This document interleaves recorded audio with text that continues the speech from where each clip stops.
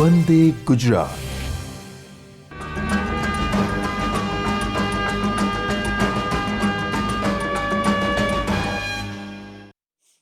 નમસ્કાર દર્શક મિત્રો, હું છું doctor Bina Vadaliya, regional deputy director Ahmedabad zone. આપનું આજના સેટકોમ પ્રોગ્રામમાં હું હૃદયપૂર્વક સ્વાગત કરું છું। દર વખતે આપણે એક વિષ્ણુ સહસ્ત્રના શ્લોકથી પ્રોગ્રામની શરૂઆત કરીએ છીએ। આજે પણ એક સુંદર મજાના શ્લોકથી શરૂઆત કરીએ। સર્વગમનાચાર પ્રથમ પરિકલ્પતે આચાર પ્રભવો ધર્મ ધર્મસ્ય પ્રભુ અચ્યુત। એનો મતલબ એ થાય છે કે કોઈ પણ વાતો આપણે કરીએ પણ જ્યાં સુધી જીવનમાં એનું અમલીકરણ ના કરીએ ત્યાં સુધી આ બધી જ વસ્તુઓ વ્યર્થ છે। એટલે આજનો જે પ્રોગ્રામ છે એમાં બધા જ જે સ્વસહાય જૂથવાળા જોડાયેલા છે બહેનો, એને એક નમ્ર વિનંતી કરવામાં આવે છે કે પોતાની ડાયરી અને પેન પોતાની જોડે રાખે, પાણીની બોટલ પણ જોડે રાખે। એક પણ તક એવી ન થાય કે જેમાં એ લોકો બહાર જાય અને સમય બગાડે, કારણ કે આજે આપણે આ પ્લેટફોર્મ પર 4 અગત્યના આરોગ્યના સૂચકાંકો પર વાત કરવા જઈ રહ્યા છે। સૌથી પહેલાં આપણે પ્રાર્થનાથી આ પ્રોગ્રામની શરૂઆત કરીએ છીએ, દર વખતે કરીએ છીએ।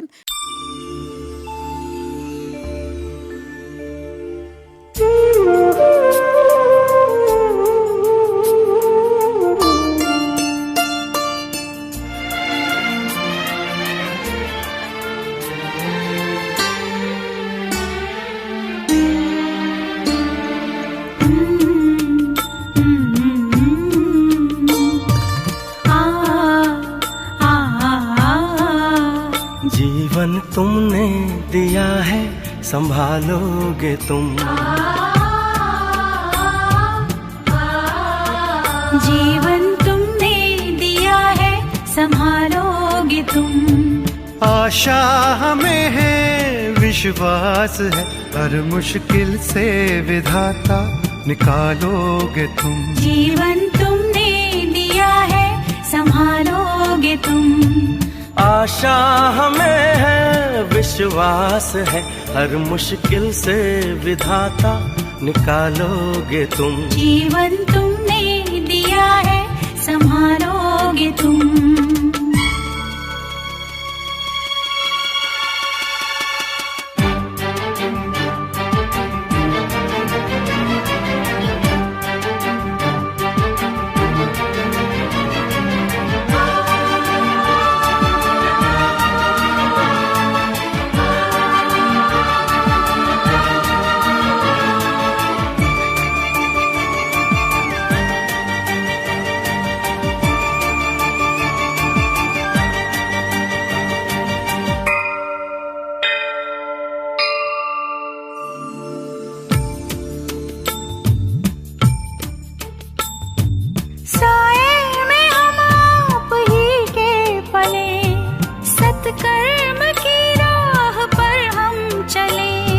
सारे जहां की भलाई करें, हम ना किसी की बुराई करें। इस दुनिया के दुखों से बचा लोगे तुम, इस दुनिया के दुखों से बचा लोगे तुम।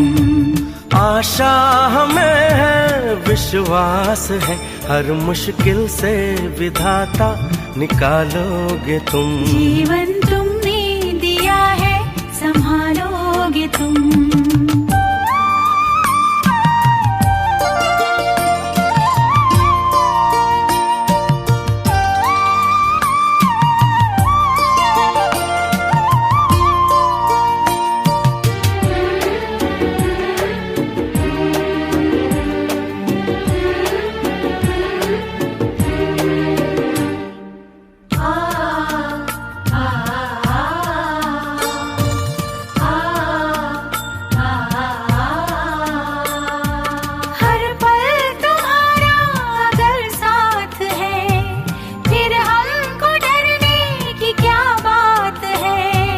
कठिनाइयों से न हारेंगे हम, तुमको हमेशा पुकारेंगे हम। अपने गले से हमें भी लगा लोगे तुम, अपने गले से हमें भी लगा लोगे तुम।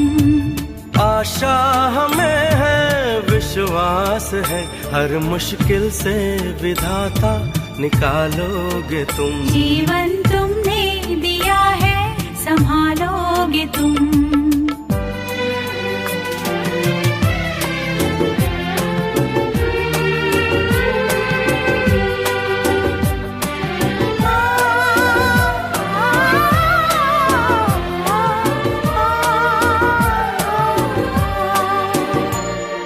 छाया कहीं तो कहीं धूप है नाम कितने कई रूप हैं। हर शय में तुम हो समाए हुए, हम सब तुम्हारे बनाए हुए। हम जो रूठे कभी तो मना लोगे तुम। हम जो रूठे कभी तो मना लोगे तुम। आशा हमें है, विश्वास है, हर मुश्किल से विधाता निकालोगे तुम। जीवन तुमने दिया है संभालोगे तुम।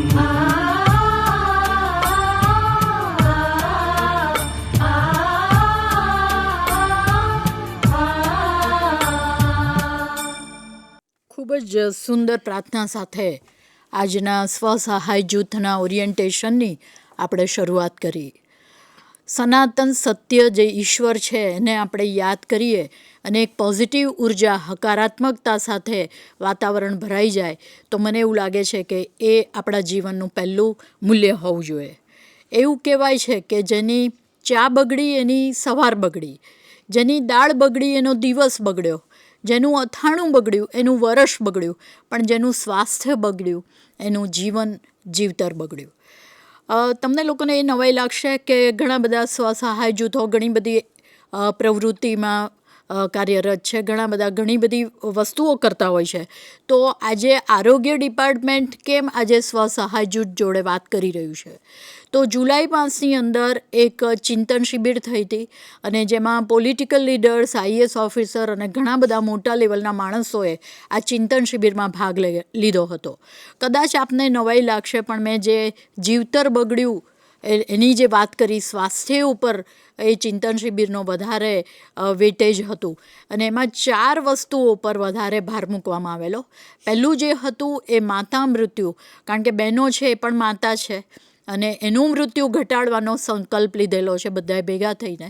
બીજું કે જે માતા પોતાના પેટમાં 9 માસ બાળકને રાખે છે એ બાળકની સ્વસ્થ અવસ્થાને ધ્યાને લઈને બાળ મૃત્યુ દર ઘટાડવાની વાત કરેલી છે. ત્રીજું કે તમારા બાળકો જે 10 to 19 એટલે 10થી 19 વર્ષના છે એમાં જે છોકરીઓ છે એમાં પાંડુ રોગ એટલે કે લોહીની ટકાવારી ઓછી છે એના ઉપર આપણે કામ કરવાનું છે. અને ચોથી વાત છે કે જે બાળક 6 મહિના પછી જ્યારે ધાવણ છોડ, આપણે યુઝ્યુઅલી ધાવણ પછી કોમ્પ્લિમેન્ટરી એટલે પૂરક આહાર ચાલુ કરીએ છીએ અને બાળક જે છે માલન્યુટ્રિશન એટલે કે કુપોષણમાં જતું રહે છે, તો એ બાળક વિશે વાત કરવાની છે. એટલે આજે સ્વસહાય જૂથોને આ 4 જે આરોગ્યના સંવેદનશીલ સૂચકાંકો છે એના ઉપર આજે આપણે વાત કરવાની છે. પહેલું વાત એ છે કે ચિંતન શિબિરમાં એવો નિર્ણય લેવાયો, અમારા ત્યાં તો ઘણા બધા આશા બહેનો છે, લગભગ 47,000ની સંખ્યામાં, પણ આપણે 13 એસ્પિરેશનલ તાલુકા લીધેલા છે. તમે લોકો એસ્પિરેશનલ તાલુકાના ભાગરૂપે એસએચજીમાં આવો છો એટલે આજે અમે એક સેટકોમ પ્રોગ્રામ દ્વારા તમને આખા પ્રોગ્રામમાં શું છે, કેવી રીતે તમારે આગળ વધવાનું છે, તમારું લક્ષ્યાંક ગ્રુપ કયું હશે, આ બધી ચર્ચા આજે આપણે કરવા જઈ રહ્યા છીએ. એટલે સૌથી પહેલું અગત્યની વાત એ છે કે એકલું હેલ્થ ડિપાર્ટમેન્ટ કે એકલી આશા બહેનો કે એકલી એફએડબલ્યુ બહેનો આટલું બધું માનવબળ હોવા છતાં બધી જ વસ્તુ ન કરી શકે.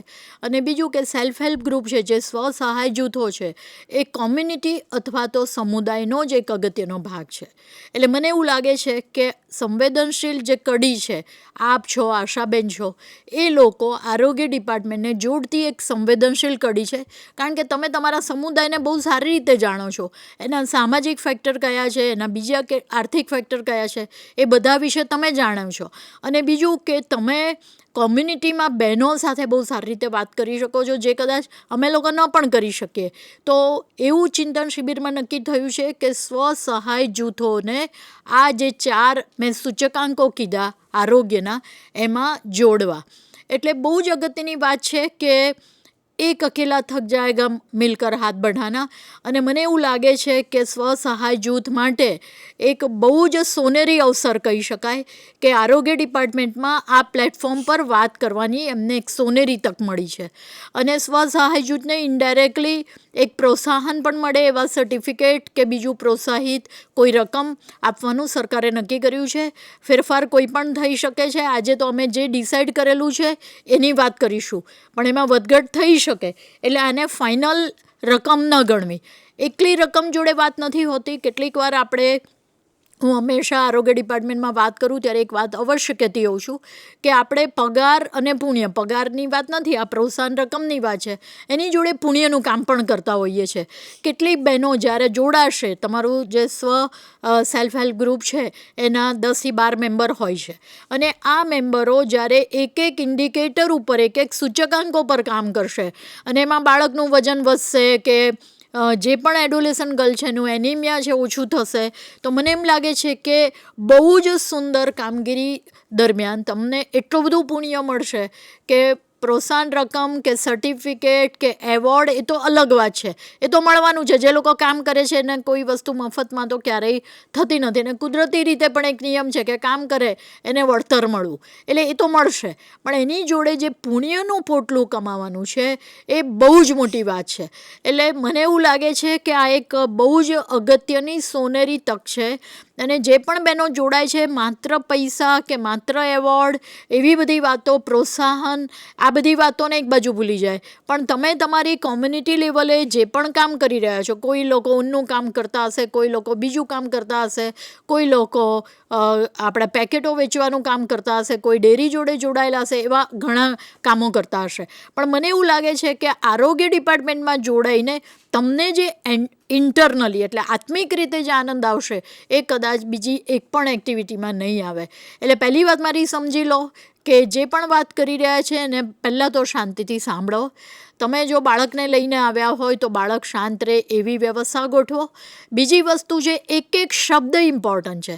એનું કારણ એ છે કે જો તમે અધકચરું સમજીને જશો, અમારે આ સેટકોમ કરવાની પાછળ એક જ ઈરાદો હતો કે ધારો કે ટ્રેનિંગ થશે ત્યારે તો એ બીજી વાત છે, અને ટ્રેનિંગ થવાની જ છે, પણ એ તાલીમને સમય લાગે. પહેલાં એટલી સેલ્ફ હેલ્પ ગ્રુપ છે, એના બધા જ મેમ્બર 10 હોય કે 12 હોય કે 14 હોય, એ સમજી લે કે મારો રોલ અને રિસ્પોન્સિબિલિટી અથવા મારી ભૂમિકા શું રહેશે.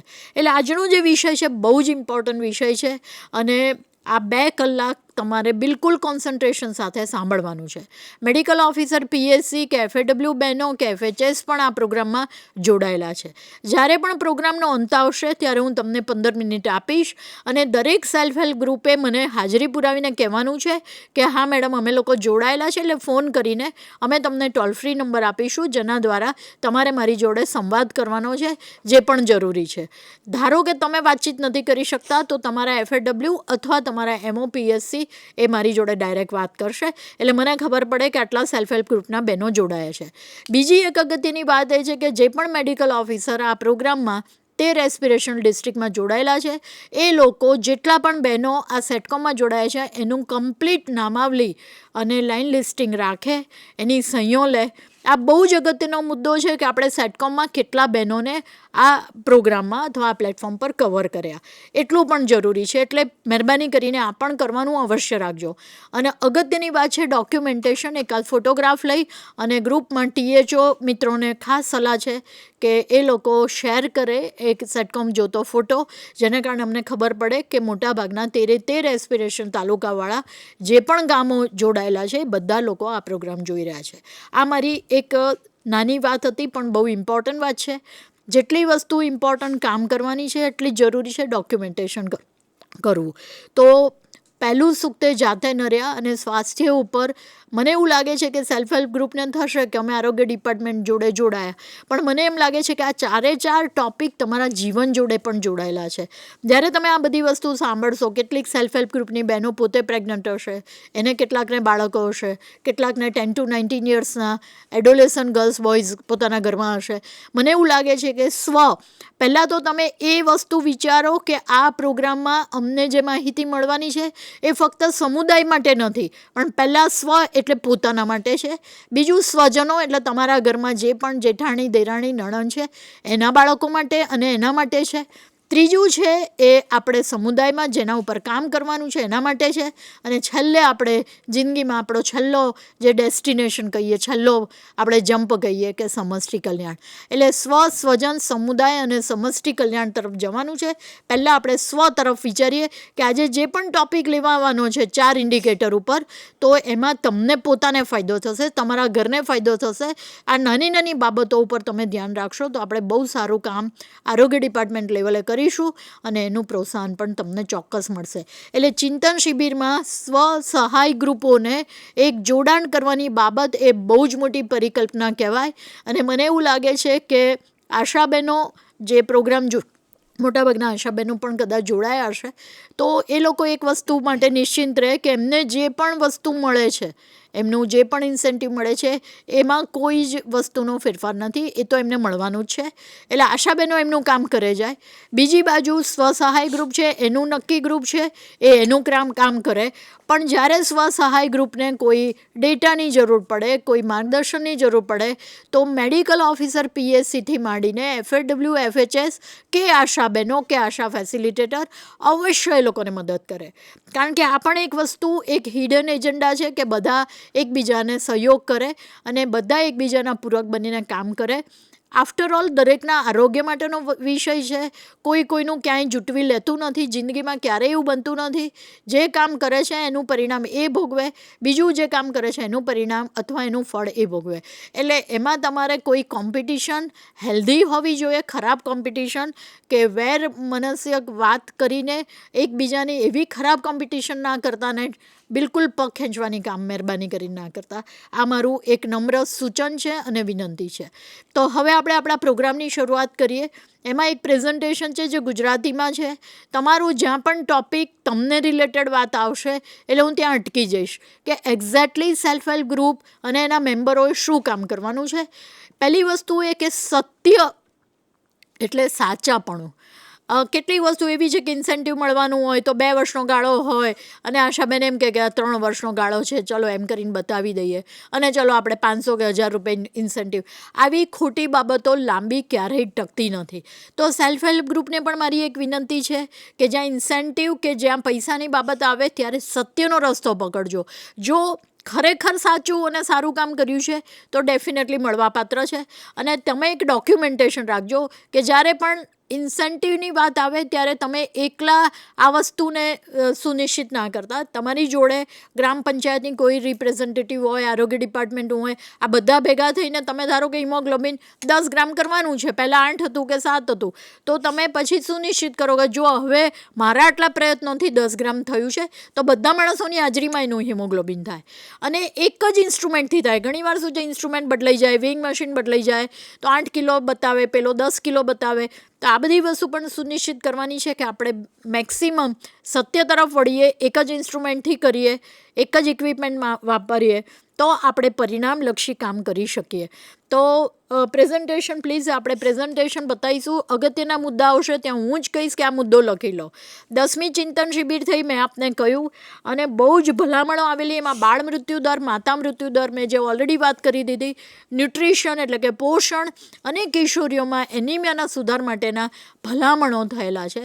અને આ બહુ જ મોટી ચિંતન શિબિર એટલે પોલિટિકલ લીડર્સથી માંડીને બહુ જ મોટા લેવલની વ્યક્તિઓએ એવું નિર્ણય લીધો છે કે આ 4 ઇન્ડિકેટર, કારણ કે આપણે ગમે એટલો પ્રયત્ન કરી રહ્યા છીએ પણ એક એવું સામાજિક રીતે આવી રહ્યું છે કે ન્યુટ્રિશનમાં જોઈએ એટલો ફેર ન થયો. ગુજરાતની આપણે વાત કરીએ તો ગુજરાત આટલું બધું મોટું સરસ રાજ્ય છે, મોટાભાગના બધા જ રાજ્યોમાં એની સારી પરિકલ્પના થાય, પણ જ્યારે આપણે ઇન્ડિકેટરમાં પોષણની વાત કરીએ તો આપણે પાછળ છીએ. તો તમારા ઇન્વોલ્વમેન્ટ પછી, તમારું આમાં ભાગીદારી પછી આ બધા ઇન્ડિકેટરમાં ડેફિનેટલી સુધારો થાય તો મને એવું લાગે છે કે આપણા પ્રોગ્રામને 4 ચાંદ લાગી જશે અને તમને પણ એનો જશ મળશે, તમને આ પુણ્ય કમાવાનું પણ એક લાવો મળશે, એવું મારું તમારું સ્પષ્ટ માન છે. એટલે આ 4 ઇન્ડિકેટર તમારી નોટમાં લખી લેજો. બાળ મૃત્યુ દર, માતા મૃત્યુ દર, પોષણ એટલે કે ન્યુટ્રિશન અને કિશોરીઓમાં એનિમિયા. આપણે કિશોર પણ હોય ને કિશોરીઓ પણ હોય, પણ 10થી 19 વર્ષની ગર્લ્સ જ લેવાની છે. અને એના પર સુધારો લાવવા માટે આપણે કઈ કઈ એક્ટિવિટી કરીશું કે જેને કારણે આ 4 ઇન્ડિકેટર ઉપર કામ થાય. એક અગત્યનો મુદ્દો એ મારે કહેવો છે કે કેટલીક વાર એવું હોય છે કે બધા બહેનો 5-15 સભ્યો હોય તો બધાને એમ થાય કે ઇન્ડિવિજ્યુઅલ મને પૈસા મળશે. ઇન્ડિવિજ્યુઅલ કોઈને પૈસા નથી મળવાના. તમારા સેલ્ફ હેલ્પ ગ્રુપ જેના પણ નામે હશે એના એકાઉન્ટમાં પૈસા જમા થશે અને જેણે જે કામ કર્યું હશે એ રીતે એના ઇન્ડિકેટરના પૈસા જે ડિસાઇડ થાય છે એ પ્રમાણે નક્કી થશે. કોઈએ માતા મૃત્યુ પર કામ કર્યું હશે, કોઈએ બાળ મૃત્યુ દર પર કામ કર્યું હશે, કોઈએ પાંડુરોગ કિશોરી પર કામ કર્યું હશે. બધાના ઇન્ડિકેટર અલગ છે, બધાનું ઇન્સેન્ટિવ પણ અલગ છે. એ રીતે સેલ્ફ હેલ્પ ગ્રુપને મળશે અને સેલ્ફ હેલ્પ ગ્રુપ પછી આખા મેમ્બરો, બધા જ મેમ્બરોને જે રીતે એમણે વહેંચણી કરવાની હશે કરશે. એમાં અમે કોઈ ઇન્ટરફિયરન્સ કરવાના નથી. તો સૌથી અગત્યની વસ્તુ છે, નેક્સ્ટ સ્લાઇડ, આરોગ્ય અને પોષણ એ ઘણા બધા પરિબળ પર આધારિત છે. તમે બહેનો સામે બેઠેલા છો, મારે આપને ચોક્કસપણે કહેવું પડે કે જ્યારે આપણે રાંધવાની પદ્ધતિની વાત કરીએ, ખાવાની પદ્ધતિની વાત કરીએ, તમે તમારા 13 એસ્પિરેશનલ ડિસ્ટ્રિક્ટની વાત કરો છો કે તાલુકાની વાત કરો છો, પણ તમારા ડિસ્ટ્રિક્ટમાં તમારા તાલુકા સિવાય પણ બધું અલગ ચાલતું હશે. બીજું કે કોર્પોરેશનમાં બધી પોષણની બધી વાતો અલગ હશે. એટલે દરેક જગ્યાએ બધું અલગ અલગ ચાલતું હોય. પણ સેલ્ફ હેલ્પ ગ્રુપ કે જે કોમ્યુનિટીનો એક અગત્યનો પાર્ટ છે, એને ખબર છે કે મારે ત્યાં અહીંયા આગળ ચીલની ભાજી મળે છે કે પાલકની ભાજી મળે છે કે બીજી ભાજી મળે છે. તો એ એટલા માટે આ ગ્રુપને ઇન્વોલ્વ કર્યું છે કે પોષણ સંબંધી કંઈ પણ વાત હશે તો બાજરીનો રોટલો ખાવ છો કે મકાઈનો એ તમને લોકલ લેવલે ખબર હોય, જેને કારણે તમે વધુ સારી રીતે કામ કરી શકો. અને 1 to 1, કારણ કે તમારી દેરાણી જેઠાણી પણ થતી હોય, તમારા સગાઓ પણ થતા હોય, તમે કોમ્યુનિટીનો તમારે ઉપર બહુ જ મોટો પ્રભાવ હોય કે જે તમારું માને, અમારું બિલકુલ ના માને પણ તમારું બિલકુલ માને. તો મને એવું લાગે છે કે એ વસ્તુ માટે થઈને તમને આમાં ઇન્વોલ્વ કરેલા છે. એટલે આપણે બધા સાથે મળીને ખૂબ સરસ કામ કરીએ એવો અમારી પરિકલ્પના છે. નેક્સ્ટ, આ 4 મુદ્દા જે ડાર્ક લખ્યા છે એના ઉપર આપણે વાત કરીએ કે સૌથી અગત્યની વસ્તુ કદાચ આપને પણ ખ્યાલ હશે, તમે પણ બહેન છો, તમે પણ માં છો, તમે પણ સ્ત્રી છો, કે તમારી રાંધવાની પદ્ધતિ તમને થશે મારી જેઠાણીને તો આ શાક બનાવતા જ નથી આવડતું, અથવા એ આવી રીતે કરે છે, બીજાને ખબર હશે મારા સાસુને તો બહુ સરસ બને છે. તો દરેકની પોતાની એક બિહેવિયર હોય છે જે વર્ષોથી આપણા દાદા દાદીથી માંડીને ઘણા બધા વર્ષોથી આપણને એ ગિફ્ટમાં મળેલું હોય છે. અને એમાં જો સુધાર લાવવો હોય તો બહુ ડિફિકલ્ટ અથવા મુશ્કેલભર્યું કામ છે. તો આપણે જ્યારે પણ આ નીતિ ઘડીએ છીએ ત્યારે સૌથી અગત્યનો મુદ્દો એ આવીને ઊભો રહે છે કે સામાજિક રીતે જે એના પરિવર્તન લાવવાના છે, એના બિહેવિયરમાં, એની વર્તણૂકમાં, એ બહુ જ એટલે બહુ જ મોટો ડિફિકલ્ટ ટાસ્ક છે. તો આજે આપણે તમને એ જવાબદારી સોંપી રહ્યા છે કે તમે કોમ્યુનિટીનો ભાગ છો અને એ કોમ્યુનિટીને તમે વધારે સારી રીતે સમજો છો. તો સૌથી વધારે છે કે લાભાર્થીની સક્રિય ભાગીદારી વધારવી. હવે જે લાભાર્થી નક્કી કર્યા છે એ મારા 3 જણાને હું ચોથી, 4 જણા અહીંયા આગળ ઓલરેડી છે અને હું એ લોકોનું પણ સ્વાગત કરું છું. આમાં બાજુમાં છે કિન્નરી દેસાઈ છે અને એ સિનિયર મેડિકલ ઓફિસર છે DTT નડિયાદમાં, અને આજે એ પણ પધાર્યા છે. એ ચાઇલ્ડ હેલ્થ ઉપર વાત કરશે આપણને. બાજુમાં છે એ ઇમરાન છે, બહુ જ સરસ રીતે કન્સલ્ટન્ટ તરીકે ન્યુટ્રિશન ડિપાર્ટમેન્ટમાં કામ કરી રહ્યા છે. એ આજે આપણને માલન્યુટ્રિશનના હું જે પણ સવાલ પૂછીશ એનો જવાબ આપશે. અને એની બાજુમાં શીતલ કિકાણી છે, મારી પ્રોજેક્ટ ઓફિસર છે અને RKSK એટલે એડોલેસન્ટ ઉપર બહુ સુંદર કામ કરી રહી છે. એટલે આ બધા લોકોનું ખૂબ ખૂબ હૃદયપૂર્વક સ્વાગત. સાથે આજે આપણને એટલા બધા એક્સપર્ટ વ્યક્તિઓ મળેલા છે કે જે તમને દરેક ઇન્ડિકેટર ઉપર જે પણ સૂચકાંકો છે એના ઉપર સુંદર રીતે વાત કરશે. તો હવે પાછું પ્રેઝન્ટેશન આપણે આગળ લઈ જઈએ અને પછી હું મેટર્નલનો જ્યારે પણ પાર્ટ આવશે, કારણ કે માતા મૃત્યુ દર વિશે મારે વાત કરવાની છે. તો પહેલું, લાભાર્થીની સક્રિય ભાગીદારી વધારવી. અહીંયા આગળ મારે તમને એક જ મુદ્દો કહેવાનો છે કે દરેકના લાભાર્થી અલગ છે. એ આપણે દરેક વ્યક્તિને પ્રશ્ન પૂછીને જોઈ લઈશું. તમારે એ નોટ ડાઉન કરવાનું છે કે મારે કયા લાભાર્થી જોડે કામ કરવાનું છે. જેમ આશાબહેનો એક એક વ્યક્તિ એક એક બહેનો જોડે કામ કરે છે એવું કામ તમારે બિલકુલ નથી કરવાનું. તમારે અમારો એક ટેકો સોફ્ટવેર છે, એમાં તમને આશાબહેનો આંકડા આપશે કે આટલી વ્યક્તિઓ તમારા લક્ષિત ગ્રુપ છે અથવા લાભાર્થી છે. તો એની ભાગીદારી, તમારી પાસે 20નું લિસ્ટ છે, 10નું લિસ્ટ છે, તમારે ફક્ત એ 10 કે 20 ઉપર જ કામ કરવાનું છે, આખી કોમ્યુનિટીમાં નથી કામ કરવાનું. એટલે પહેલો મુદ્દો બરાબર આપણે સમજી લઈએ. THO મિત્રો પણ કદાચ જોઈ રહ્યા છે, મેડિકલ ઓફિસર પણ આ પ્રોગ્રામ જોઈ રહ્યા છે, FAW બહેનો પણ જોઈ રહ્યા છે. મારે તમને આ મુદ્દા ઉપર ખાસ વાત કરવાની છે કે સેલ્ફ હેલ્પ ગ્રુપે આખી દુનિયા ઉપર કામ નથી કરવાનું. એણે વિલેજ વાઇઝ જે પણ સેલ્ફ હેલ્પ ગ્રુપના મેમ્બર હશે એ લોકો અંદર ડિસાઇડ કરી લેશે કે આ લાભાર્થી, ધારો કે મેટર્નલ હેલ્થ હું ભણાવું છું તો એના લાભાર્થી કોણ હશે, એની જોડે 1-to-1 કાઉન્સિલિંગ અથવા એની ભાગીદારી વધારવા એણે શું પ્રયત્ન કરવા, એની વાત આજે આપણે કરવાના છીએ. ત્યાર પછી આવે છે કે કાઉન્સિલિંગ કરવું. જે પણ આ 4 ઇન્ડિકેટર ઉપર આવેલા એક્સપર્ટ છે એ આપણને જૂથ કહેશે કે એ લોકોનું લક્ષિત જૂથ કયું છે. ધારો કે મારું મેટર્નલ છે, મારો વારો આવશે એટલે કહીશ, તો એમનું કાઉન્સિલિંગ કરવાનું છે. જ્યારે પણ તમારી ટ્રેનિંગ થશે એટલે કાઉન્સિલિંગ કેવી રીતે કરવું, કેવી રીતે લોકોના બિહેવિયરમાં ચેન્જ લાવી શકાય, કેવી વાતો કરીએ તો આપણે બહુ સારું રિઝલ્ટ લાવી શકીએ, તો એ કાઉન્સિલિંગની પદ્ધતિ વિશે પણ વાત કરશે. ત્યાર પછી આવે છે બિહેવિયર ચેન્જ. તમે ગમે એટલું કાઉન્સિલિંગ કરો પણ જ્યાં સુધી એની વર્તણૂકમાં ફેરફાર નથી થતો ત્યાં સુધી તમારે સતત જયા કરવાનું અને સતત એના બિહેવિયરમાં ચેન્જ કરવા માટેનો વાર્તાલાપ અથવા સંવાદ કરવાનો છે. સંવાદ એ બિલકુલ સંવેદનશીલ હોવો જોઈએ, સામેવાળાને પ્રિય હોય એ રીતનો સંવાદ કરવાનો છે, જેને કારણે એના બિહેવિયરમાં એને ફાયદા બતાવવાના છે કે આમ કરવાથી તને કેટલા ફાયદા થઈ શકે. અને ત્યાર પછી આવે છે મોનિટરિંગ અને સોશિયલ ઓડિટ. અમારે ત્યાં ઘણી બધી સ્કીમો ચાલે છે આરોગ્ય ડિપાર્ટમેન્ટમાં, એવી રીતે ICDSમાં પણ સ્કીમો ચાલતી હોય. તો આ સ્કીમો અંતર્ગત આશાબહેનો કે FAWએ ઘણા બધાના ફોર્મ પણ ભર્યા હોય, ઘણી બધી વસ્તુમાં આશાબહેનોને પણ એનું ઇન્સેન્ટિવ મળતું હોય. તમારે એ સોશિયલ ઓડિટર તરીકે કામ કરવાનું છે. પહેલાં તો એ સમજી લો કે આ JSS કે JSY PMMVY એ શું છે અને આપણે કયા લાભાર્થીઓને આમાં કવર કરીએ છીએ, અને પછી તમે રેન્ડમલી તપાસ કરી શકો કે પર્ટિક્યુલર આ PMMYનો લાભાર્થી હતો પણ એને કોઈ જ આ લાભ વિશે ખબર નથી અથવા 5,000 રૂપિયા એના ખાતામાં જમા નથી થયા, તો તમે એટલું કહી શકો કે આશાબહેનો કે FAW દ્વારા આ પ્રોગ્રામ કાં તો બહુ સુંદર રીતે ચાલુ છે, બધા જ લાભાર્થીઓને આના વિશે ખબર છે, અથવા બિલકુલ ખબર નથી અને કોઈ લાભ જ નથી મળતો. આવું ઓડિટ પણ તમારે ઇનડાયરેક્ટલી કરવાનું છે. એટલે તમને ઓડિટર પણ સરકારે બનાવી દીધા છે, તો એ બહુ જ મોટી વાત કહેવાય. તો મને એવું લાગે છે કે આડી એવડી વાતો કર્યા કરતાં એક જ વાત, આ 1, 2, 3, 4 પોઈન્ટ છે જે તમારા માટે સૌથી ઇમ્પોર્ટન્ટ છે. પહેલું, લાભાર્થીની સક્રિય ભાગીદારી, એટલે જેટલા પણ લાભાર્થીઓ 4 ઇન્ડિકેટરના હશે તમારે લખી લેવાના. એ ટેકોવાળા જ હશે, ટેકો સિવાયના કોઈ જ અમે લઈશું નહીં અને એનું કોઈ ઇન્સેન્ટિવ પણ તમને નહીં મળે.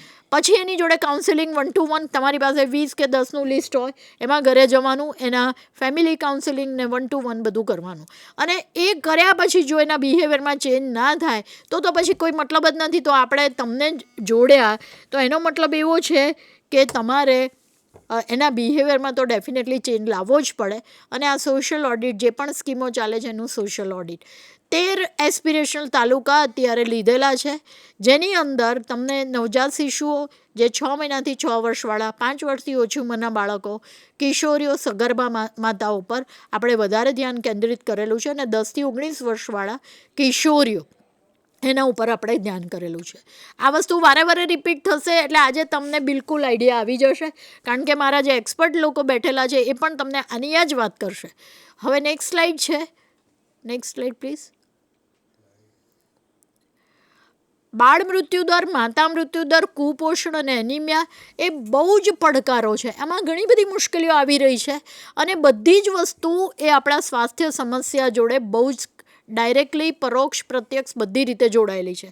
એટલે જો તમે આ 4 ઇન્ડિકેટર ઉપર અથવા 4 સૂચકાંકો પર કામ કરી રહ્યા છો, પછી એ મારી આશાબહેન હોય, FAW હોય કે સેલ્ફ હેલ્પ ગ્રુપ હોય, તો તમે તમારા ગામને બહુ જ સરસ સ્વાસ્થ્ય આપી શકો છો. આ 4 જ પડકારો ઉપર આપણે બહુ સરસ પરિણામ લાવી શકીએ તો ગુજરાત એક નંદનવન, સ્વાસ્થ્ય રીતે નંબર 1 સાબિત થઈ શકે છે.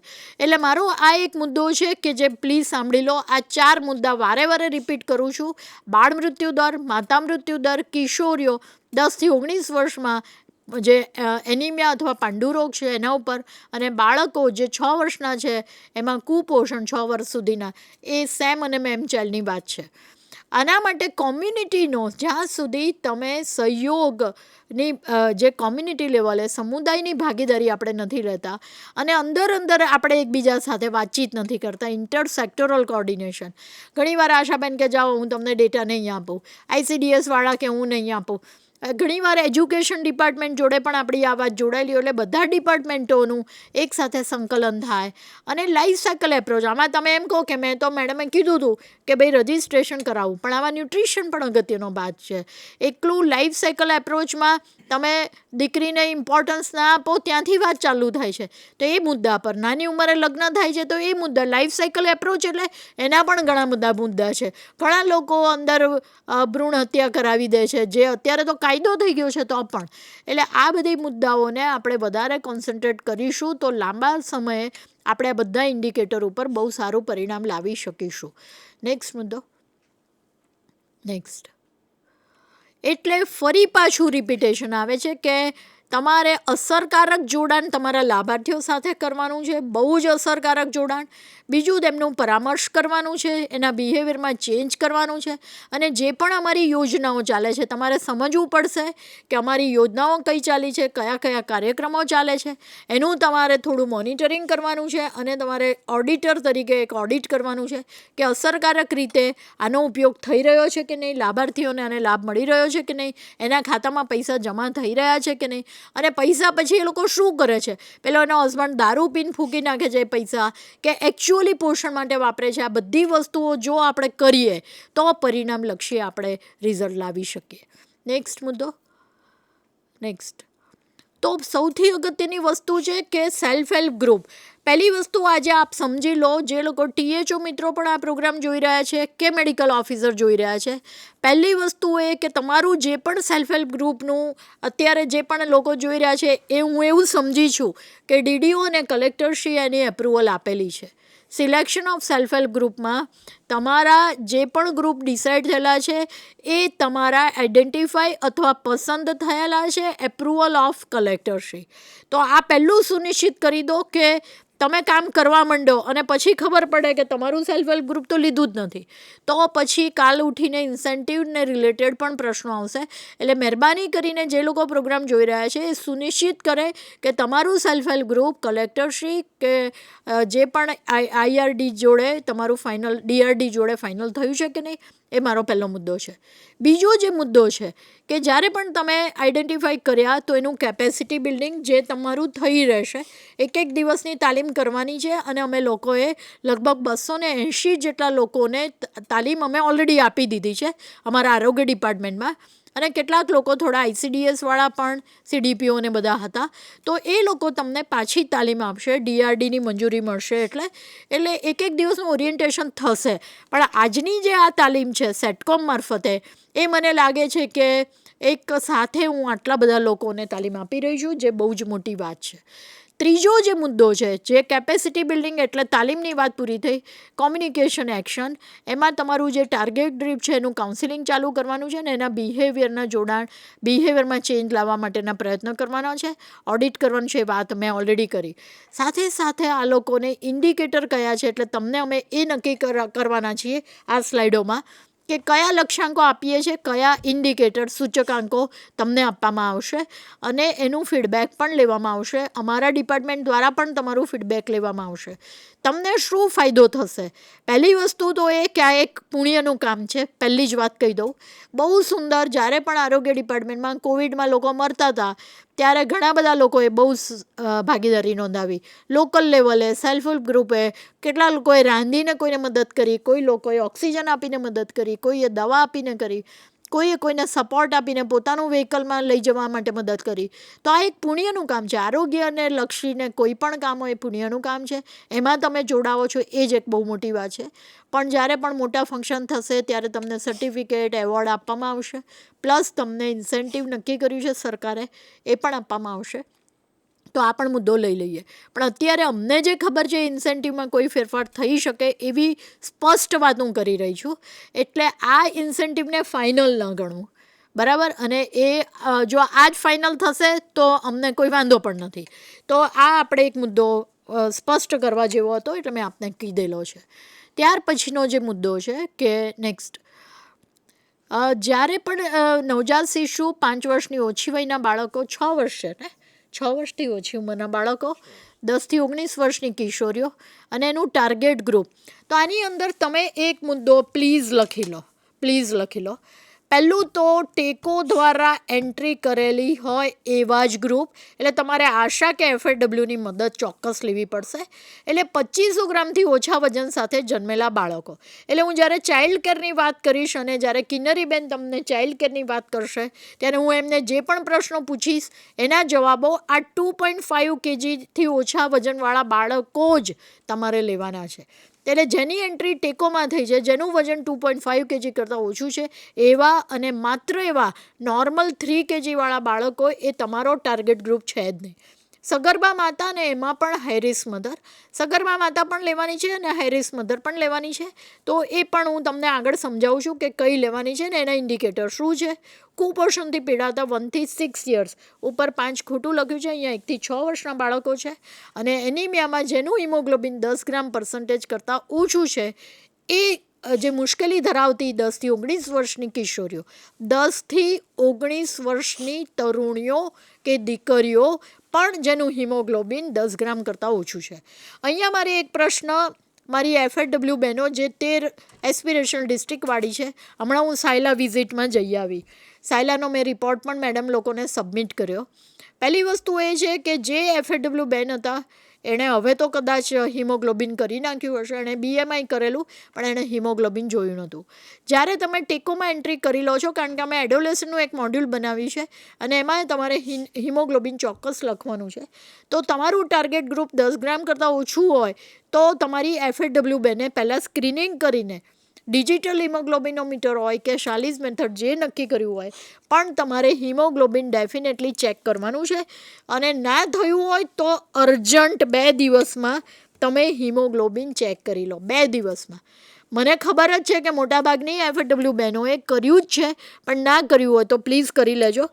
અને સાયલા પણ મને જવાબ આપશે, FAW સાયલા, કે તમે હિમોગ્લોબિન નહીં કરે, કારણ કે સાયલા એ મારા RDD ઝોનમાં આવે છે અને મારે તો એસ્પિરેશનલ ડિસ્ટ્રિક્ટની અત્યારે બધાની જ વાત કરવાની છે, પણ સાયલાને મેં કામ સોંપેલું હતું એટલે FAW બહેનોએ પછી જવાબ આપવાનો રહેશે કે એણે હિમોગ્લોબિન ચેક કરી લીધું કે નહીં.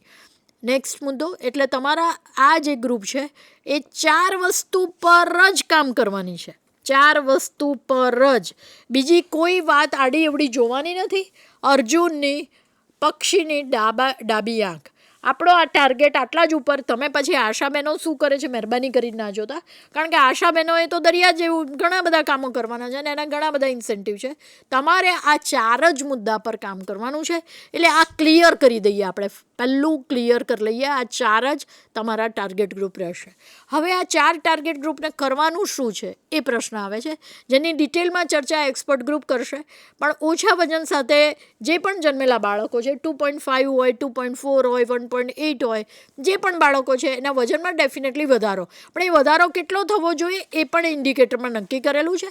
સગર્ભા સ્ત્રી જે પણ હશે એના માટે પણ ઇન્ડિકેટર નક્કી કરેલા છે કે એની પૂર્વ પ્રસૂતિ સેવાઓ એટલે કે એન્ટીનેટલ કેરની તપાસો થયેલી હોવી જોઈએ, એના વજનમાં વધારો થયેલો હોવો જોઈએ.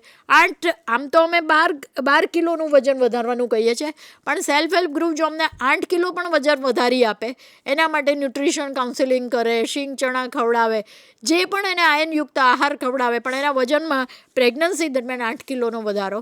હિમોગ્લોબિન આપણે 10 ગ્રામ રાખ્યું છે, આમ તો 12 ગ્રામ હિમોગ્લોબિન નોર્મલ કહેવાય, પણ અમે સેલ્ફ હેલ્પ ગ્રુપ માટે 10 ગ્રામ રાખ્યું છે. અને સંસ્થાકીય સુવાડ થાય અને બાળકનો જન્મ તંદુરસ્ત એટલે કે 2.5 kgવાળું બાળક જો જન્મે, આટલા ઇન્ડિકેટર જો એના બધા ઓકે હોય તો એના ઇન્સેન્ટિવ એને જ્યારે પણ બાળકનો જન્મ થઈ જશે એટલે મળી જશે. કુપોષિત બાળકો 1 વર્ષમાં સાજા થઈ જાય એટલે કે સેમવાળું મેમમાં આવી જાય, મેમવાળું નોર્મલમાં આવે. અને કિશોરીઓનું હિમોગ્લોબિનના સ્તરમાં પણ વધારો થાય. કેટલો વધારો થાય એ બીજી સ્લાઇડ છે. એટલે ફરી પાછું 4 વસ્તુ છે, બાળ મૃત્યુ દર, માતા મૃત્યુ દર, 10 થી 19 વર્ષવાળાનું હિમોગ્લોબિન, એ પણ કિશોરીઓ, કિશોર નહીં. અને ત્યાર પછી આવે કુપોષણ એટલે સેમમાંથી મેમમાંથી નોર્મલ. આ 4 વસ્તુ તમારે લેવાની છે, અને એ પણ ટેકોમાંથી. વારે વારે એટલે રિપીટ કરું છું કે તમારા મગજમાં એકવાર સ્થિત થઈ જાય કે ટેકોના જ ડેટા લેવાના છે. ત્યાર પછીની નેક્સ્ટ સ્લાઇડ પ્લીઝ. આ જે પણ ઇન્ડિકેટર છે એ પરફોર્મન્સ બેઝ છે. જ્યારે તમે કોઈ પણ સરકારી તંત્રમાં કામ કરો એટલે એવું ના હોય કે તમને વહેંચી દઈએ, આપી દઈએ, એવું ના હોય. તમે જે પણ કામ કરો છો એ પરિણામલક્ષી હોય, અને એનું ટેકો દ્વારા ટ્રેકિંગ કરેલું હોય, અને એ તમારી યાદી પણ તમને એસએચજી ગ્રુપને આપી જ દેવામાં આવશે FAW દ્વારા, MOPSC દ્વારા. અને MOPSC એના માટે રિસ્પોન્સિબલ હશે, કારણ કે જ્યારે પણ કોઈ પણ FAW કે તમારી આશાબેનો આંકડા આપે તો મેડિકલ ઓફિસરને પણ ખબર હોવી જોઈએ કે સેલ્ફ હેલ્પ ગ્રુપ જે છે એને આપણે કયા આંકડા આપી રહ્યા છીએ. ટેકોમાં એન્ટ્રી હોય એણે સુનિશ્ચિત કરવું પડશે કે આ ટેકોમાં એન્ટ્રી થયેલું છે કે નહીં. આ બધું ક્રોસ ચેકિંગ કરીને આપવાનું છે. તો બહેનોને પણ તકલીફ ના પડે, કારણ કે બિચારી બહેનો મહેનત કરે અને પછી ખબર પડે કે ટેકોમાં તો આની એન્ટ્રી જ નથી, તો એની બધી મહેનત વેસ્ટ જાય. બીજી વસ્તુ છે કે એની સમયસર ડેટા એન્ટ્રી થાય. જે પણ આપણે ડિસાઇડ કર્યું છે એમાં એની સમયસર ડેટા એન્ટ્રી ભલે ICDS કરે કે આપણું હેલ્થ ડિપાર્ટમેન્ટ કરે. મોટે ભાગે તો હેલ્થ ડિપાર્ટમેન્ટની ટેકોમાં એન્ટ્રી થવી જોઈએ. મેડિકલ ઓફિસર, PSC, CDPO આ જોડે વારે વારે વાત કરશે અને એની માર્ગદર્શન કે સહાય પૂરો પાડશે. એને જે પણ જવાબદારી સોંપવામાં આવશે એમાં જેટલું પણ એને માર્ગદર્શનની જરૂર હશે એ એને પૂરું પાડશે. તો આ એક અગત્યનો મુદ્દો છે જે હું આપને કરી રહી છું. ત્યારે મેડિકલ ઓફિસર હાથ અદ્ધર ના કરી દે કે ના અમને તો કંઈ ઓરિયન્ટ જ નથી કર્યું. મેં તમને એટલે જ આજે સેટકોમમાં ઇન્વોલ્વ કર્યા છે જેને કારણે મેડિકલ ઓફિસરને પણ આ વાતની ખબર પડે, કારણ કે બધા જ વ્યક્તિઓ TOTમાં હાજર ન હતા. એટલે મને એવું લાગે છે કે મેડિકલ ઓફિસર, PSC કે જેની અંડરમાં આ બધા વિલેજીસ આવે છે, he should no or she should નો કે મારે કઈ રીતે એક્ટિવિટી આગળ લઈ જવાની છે. તો આ પણ એક અગત્યનો મુદ્દો હતો. એટલે મેડિકલ ઓફિસર, FAWને મેં જોડેલા છે. નેક્સ્ટ મુદ્દો. એટલે એક સાથે હું બધાને આ વસ્તુ કહી શકું. મહિલા અને બાળ વિકાસ કે આરોગ્ય વિભાગ જે છે એની દેખરેખ રાખશે, સહાય પૂરી પાડશે. આમાં કોઈ જ કોમ્પ્લિકેશન ક્યારેય કરવાના નથી. જેટલી પણ જરૂરિયાત હોય, જેટલી પણ માર્ગદર્શન, જે સહાયની જરૂર હોય, પૈસા સિવાયની કોઈ પણ સહાય, પૈસા આરોગ્ય ડિપાર્ટમેન્ટની જે કમિટી નક્કી કરશે પણ એ સિવાયની દરેક સહાય તમે પૂરી પાડવાની જવાબદારી આવે છે. તાલુકા કક્ષાએ કે પંચાયતના સભ્યો પણ એનો રિવ્યૂ વારે વારે કરશે. THOને એક નમ્ર વિનંતી કરું છું કે જ્યારે સેલ્ફ હેલ્પ ગ્રુપને તમે ડેટા આપી દીધા અને કામગીરી એણે ચાલુ કરી, તમે મહેરબાની કરીને 15 કે 25 દિવસે એનું રિવ્યૂ ચોક્કસ કરજો. તમારા મેડિકલ ઓફિસરે પણ એનો રિવ્યૂ 15 દિવસે કરવો જોઈએ, અને પછી આ કામગીરી બરાબર થઈ રહી છે એ પણ તમારે આ ગ્રુપની અંદર સર્ટિફાઈ કરીને મૂકવાનું છે. એટલે પહેલી વસ્તુ એ છે કે સુપરવાઇઝર ગ્રુપ જ મૂલ્યાંકન માટે છે. નેચરલી સુપરવાઇઝરનો મતલબ જ મૂલ્યાંકન છે. તો આપણું વેલિડેશન થયા કરે, અને ટેકોમાં એક અલગથી એનું વેલિડેશન કરવા માટે ચિંતનને પણ વાત કરી છે કે આનું અલગથી વેલિડેશન થાય, એટલે બધી વસ્તુ મિક્સઅપ ના થાય. જે પણ 15 લાભાર્થી કે 25 લાભાર્થી હોય એનું વેલિડેશન અલગ રીતે થાય. અમારે ત્યાં એક PMCC ડિપાર્ટમેન્ટ ચાલે છે જે સ્ટેટ લેવલે છે. એ પણ લાભાર્થીના ફોન નંબર જે પણ આવશે, તમે લોકો લાભાર્થી જેટલા પણ લેશો એનો મોબાઈલ નંબર બધું જ અમને આપશો. જેને કારણે ધારો કે બીના વડાલિયા એક લાભાર્થી છે તો PMCCવાળા ફોન કરશે કે SHG ગ્રુપ આવ્યું હતું કે નહીં. એટલે ઇનડાયરેક્ટલી સેલ્ફ હેલ્પ ગ્રુપનું પણ અહીંયા ઇવેલ્યુએશન થશે કે ના બેન, એકેવાર બેન તો આવ્યા જ નથી.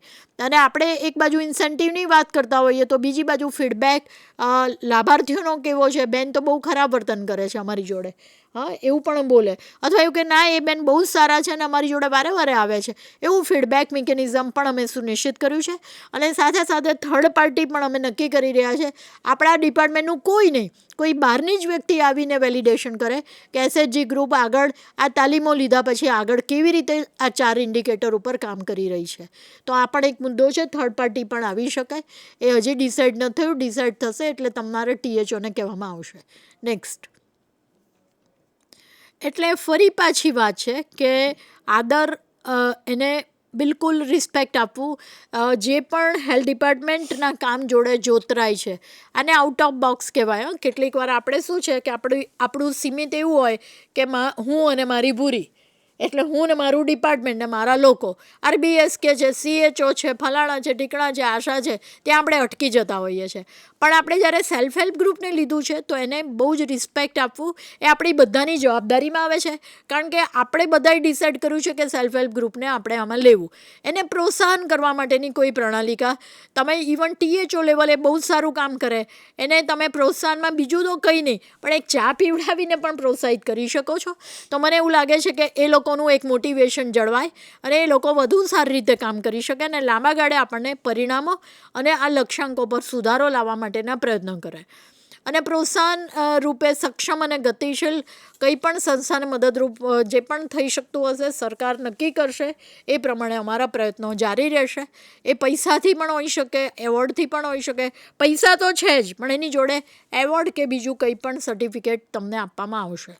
તો આ બધા ઘણા બધા વસ્તુ લગી જાય. ફાઇનાન્શિયલ ઇન્સેન્ટિવ, બીજા કોઈ તાલીમ આપવાની અવસર આવશે, ધારો કે ક્યાંય ગોવામાં મોકલવાના છે તો એ સેલ્ફ હેલ્પ ગ્રુપને મોકલીએ. એવું પણ બની શકે કે તમને કોઈક એવો લાભ મળે કે જેમાં ગુજરાતની બહાર જવાનું મળે, અથવા તમને સરકારી યોજનાના લાભમાં પ્રાથમિક, એ બધું હજી સરકારે ડિસાઇડ નથી કર્યું પણ જ્યારે પણ ડિસાઇડ થશે ત્યારે અમે આપને કહીશું. તો આ તમારા લાભો છે. કયા લાભો એની ડિટેલમાં વાત આપણે આગળ કરીએ. નેક્સ્ટ, હવે આ જે મુદ્દા છે એમાં પહેલું માતા મૃત્યુ લઈ લઈએ. એટલે જે માતા મૃત્યુ પર હું આજે આપની જોડે વાત કરવાની છું. દરેક સ્ત્રીનો સાચો શણગાર એનું માતૃત્વ હોય છે અને પોતાના બાળકને 9 મહિના એ પોતાના પેટમાં સાચવે છે એક એવી પરિકલ્પના સાથે કે મારું બાળક અતિ સુંદર આવે. હા, આપણે કહીએ ને કે સિદ્દકીભાઈને આપણે કહીએ ને કે જે પણ વ્યક્તિ છે એને પોતાના દીકરા દીકરી વાલા જ લાગે, પછી એ ગરીબ હોય, તવંગર હોય, પૈસાદાર, ગમે તે હોય. તો પહેલી વસ્તુ એ છે કે આ 2 ગ્રુપ આપણે નક્કી કર્યા છે. માતા મૃત્યુ દર ઓલરેડી 57 છે અને આપણે બને એટલો ઝીરો ટોલરન્સનો મતલબ આપ સમજતા હશો. ઝીરો ટોલરન્સ એટલે એક પણ માતા તમારા ગામની મરવી ના જોઈએ. પહેલું તો તમે પણ પોતે માતા છો. તમારી પણ સાસુ એકવાર તમને કોઈ સલાહ સૂચન આપી હશે ત્યારે તમને એમ લાગ્યું હશે કે કેમ એવું કહે છે ઘરે ડિલિવરી કરાવી, અમે 12 જણ્યા છે. તો તમારે પણ હવે સમાજ બદલાતો જાય છે, વિજ્ઞાન બદલાતું જાય છે અને તમારે સાચી વાતને પ્રોત્સાહન આપવું જોઈએ. તો પહેલી વસ્તુ આ નક્કી કરી લઈએ કે માતા મૃત્યુ મારા ગામમાં, હું સેલ્ફ હેલ્પ ગ્રુપમાં કામ કરું છું એટલે ઝીરો થશે. આ પહેલું આપણે આજે પ્રતિજ્ઞા લઈ લઈએ. પૈસાની વાત આપણે પછી કરીએ, પહેલી પ્રતિજ્ઞા લઈ લઈએ. તો જોખમી માતા જે પણ હશે, અમે જોખમી માતાનું લિસ્ટ THOને મોકલી આપીશું કે કઈ કઈ વસ્તુને જોખમી ગણવી અને એ પ્રમાણે તમારું ટેકોમાંથી તમને એ એન્ટ્રી, એ માતાનું નામ મળી જશે કે આ માતા જોખમી છે. તો એ તમારા ટાર્ગેટ ગ્રુપમાં હશે. 8 તપાસ એની કરવાની છે. એટલે વોટ ઇઝ યોર રોલ? તમારો રોલ એ રહેશે કે આ જે પર્ટિક્યુલર એક્સ બેન છે કે જે જોખમી છે, હાઈ રિસ્ક બેન છે, જે આશાબેન જોડે તો ઓલરેડી લિસ્ટ છે પણ ટેકોમાં પણ એન્ટ્રી થયેલી છે, એવા બેનને તમારે 8 વાર પૂર્વ પ્રસૂતિ તપાસ માટે લઈ જવા માટે પ્રોત્સાહિત કરવી. શક્ય હોય તો લઈ જવી, જેના કારણે એની તપાસ, એનું બ્લડ પ્રેશર માપે એટલે એનું લોહીનું દબાણ, એનું એનિમિયા એટલે પાંડુરોગ છે કે નહીં, એને ન્યુટ્રિશન કાઉન્સેલિંગ એટલે પોષણ સંબંધી, એના ઘરે શું ખાય છે એની તપાસ, આ બધી તમારે કરવી પડે. બીજી વસ્તુ છે 8 કિલો એનું ટોટલ વેઇટ વધવું જોઈએ આટલા 9 મહિના દરમિયાન. એટલે જ્યારે ડિલિવરી પર જાય ત્યારે એનું 8 કિલો, ધારો કે એનું વજન 40 હતું અને એનું 48 કિલો વજન થઈ ગયું, એનો મતલબ એ કે તમને આનો માર્ક મળી ગયો કે ડિલિવરી વખતે ગઈ ત્યારે એનું 8 કિલો વજન વધેલું, તો તમને એના પૈસા મળી જશે. ત્યાર પછી આવે છે સંસ્થાકીય પ્રસૂતિ. મોટાભાગના બહેનો, હવે તો એટલું બધું આપણે અવેરનેસ થઈ ગઈ છે, જાગૃતિ થઈ ગઈ છે કે લોકો હોસ્પિટલમાં, સાસુ કહે તો કે તમે બેસી રહો, મારે તો હોસ્પિટલમાં ડિલિવરી કરાવવાની છે. પણ જે લોકો હજી પણ એવું એસ્પિરેશનલ તાલુકામાં માનતા હોય કે ઘરે ડિલિવરી કરાવી છે, મહેરબાની કરીને એને હોસ્પિટલમાં લઈ જાઓ. જો તમે એને હોસ્પિટલમાં લઈ ગયા અને બાળકનું વજન છે એ 2.5 kg કરતાં વધારે જન્મ્યું એટલે તમને એનો માર્ક મળી ગયો. અને 4 તપાસ મિનિમમ, જે પ્રસૂતિ બાદ એટલે કે પોસ્ટનેટલ પણ તમારે 4 તપાસ થઈ ગઈ તો તમને સામે એક ઇન્ડિકેટર ઉપર 400, 300, 1000, 800, 800 એમ કરીને જોખમી માતા માટે 3300 રૂપિયા સેલ્ફ હેલ્પ ગ્રુપને મળશે. તમને નહીં, તમારા મેમ્બરોને ઇન્ડિવિજ્યુઅલ નહીં, સેલ્ફ હેલ્પ ગ્રુપને. એટલે સેલ્ફ હેલ્પ ગ્રુપ ડિસાઇડ કરશે કે પર્ટિક્યુલર બેને આ જોખમી માતા લીધી હતી, એને કેટલું ઇન્સેન્ટિવ આવું, એ બધું એસએચજી નક્કી કરશે. પણ અમારું ડિપાર્ટમેન્ટ તમારા સેલ્ફ હેલ્પ ગ્રુપને જ આપશે. એટલે આ થઈ જોખમી માતા, જે ઓલરેડી FAW બેન પાસે પણ લિસ્ટ છે, ટેકોમાં પણ એન્ટ્રી છે, અને તમારા આશાબેન અને બધા જોડે નામ છે. એ નામાવલીમાંથી જોખમી માતા તમારે લાભાર્થી તરીકે લેવાની છે. બીજું સામાન્ય સગર્ભા. ધારો કે તમારા ગામમાં બીજી 10 બહેનો સગર્ભા છે એક્ઝામ્પલ તરીકે, જેમાંથી 2 બહેનો જોખમી છે. જોખમી માતા હશે તો તમને 3300 રૂપિયા મળશે, અને જો તમારી સામાન્ય માતા હશે તો 1650 લેખે મળશે. પહેલામાં 8 પૂર્વ પ્રસૂતિ તપાસ થાય. આની અંદર 4 મિનિમમ પૂર્વ પ્રસૂતિ તપાસ થયેલી હોવી જોઈએ.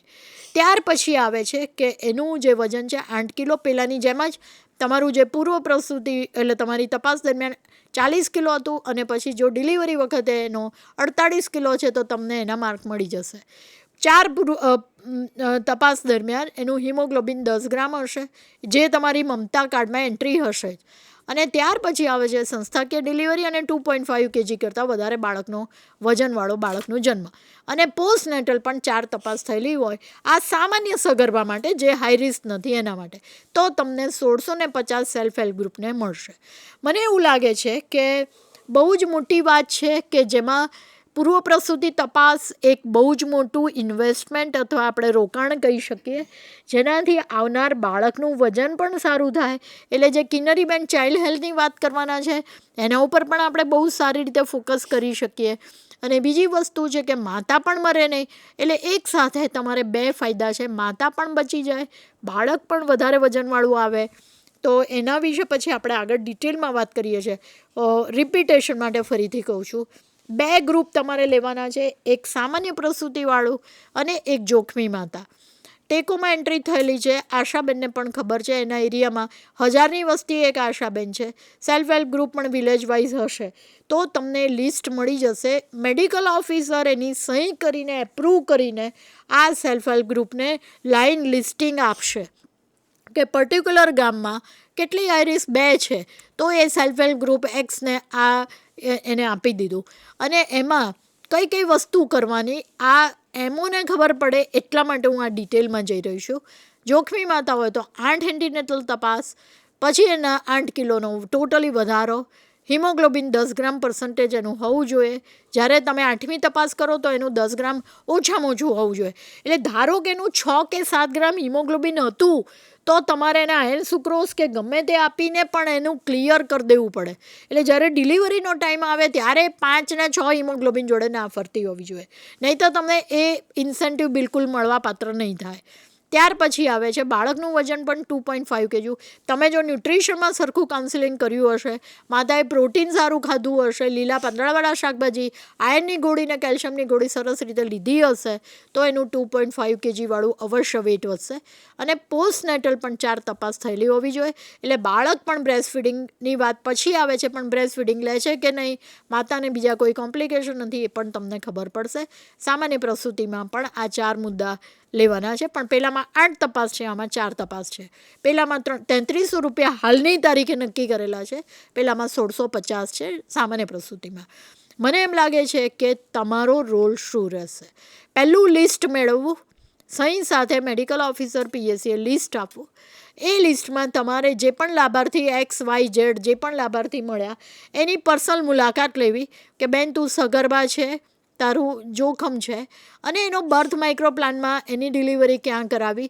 બની શકે કે એ વધારે એને કોઈ હાર્ટને લગતો કે હૃદયને લગતી તકલીફ છે તો એ ટર્શરી કેરમાં એની ડિલિવરી થાય. એવો બર્થ માઇક્રો પ્લાનમાં પણ SHG ગ્રુપ રહે અને એ વ્યવસ્થિત રીતે ફેમિલીનું કાઉન્સિલિંગ કરે, એના હસબન્ડનું કાઉન્સિલિંગ કરે.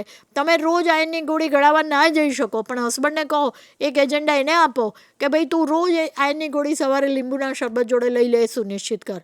કેલ્શિયમની ગોળી રાત્રે સૂતી વખતે લઈ લે, સુનિશ્ચિત કર. બંને દવા સાથે ના લે એ સુનિશ્ચિત કર.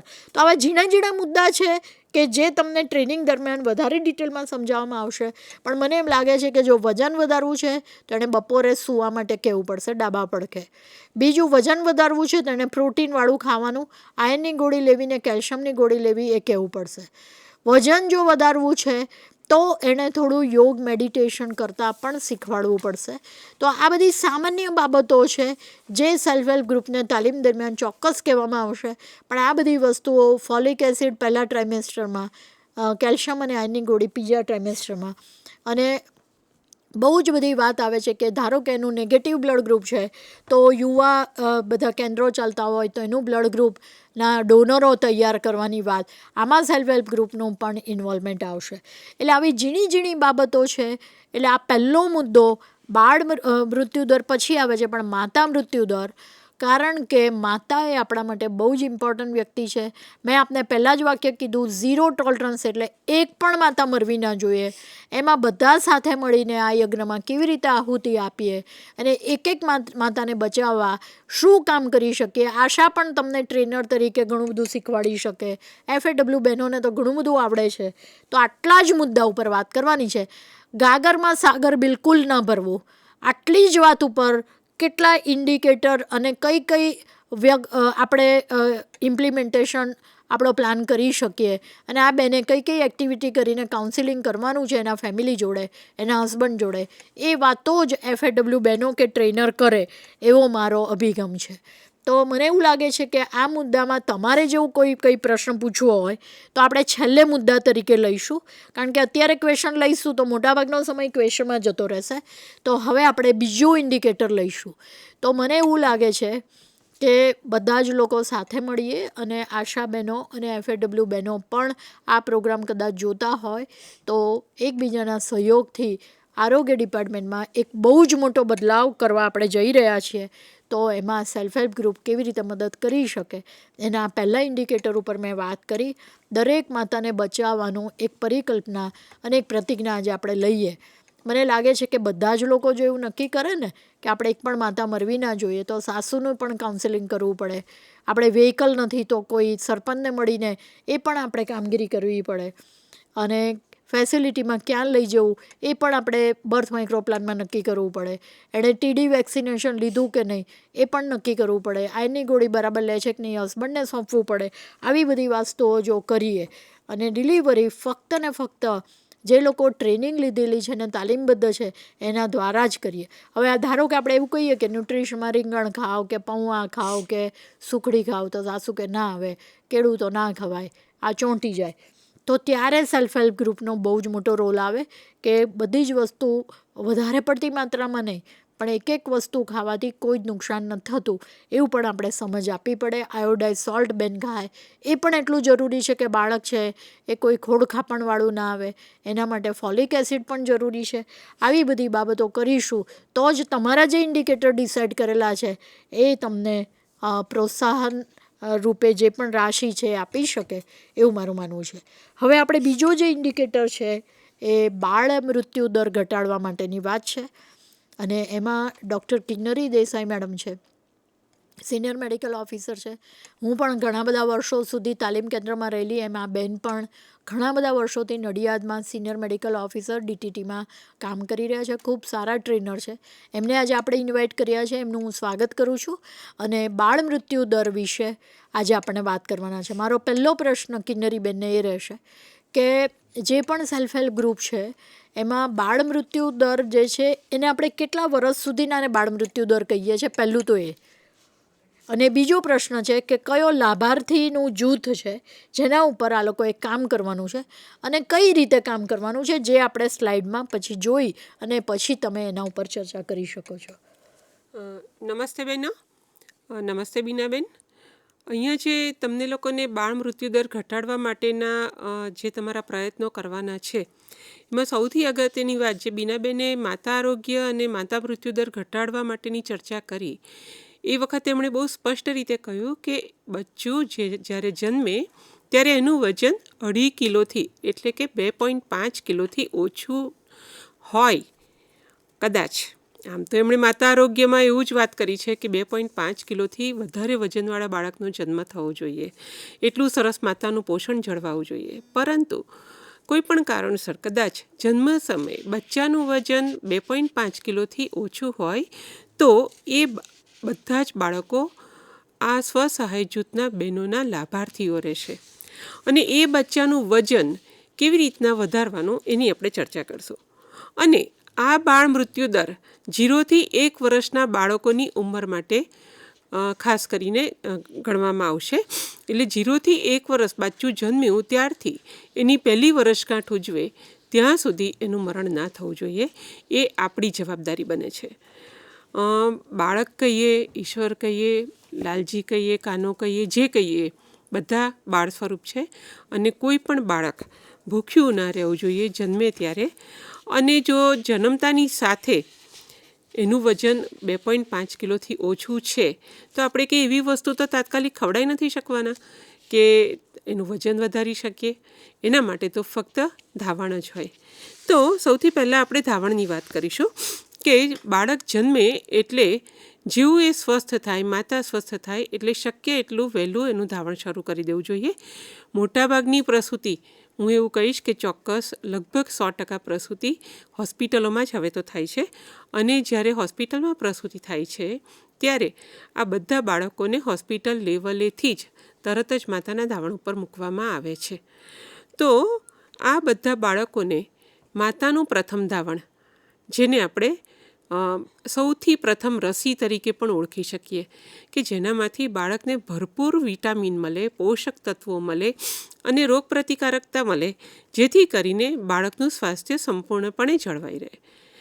એટલા માટે આપણે બાળકને પ્રથમ ધાવણ આપવા માટેના તમામ પ્રયત્નો શરૂ કરીશું. અને ક્યારથી કરવાના?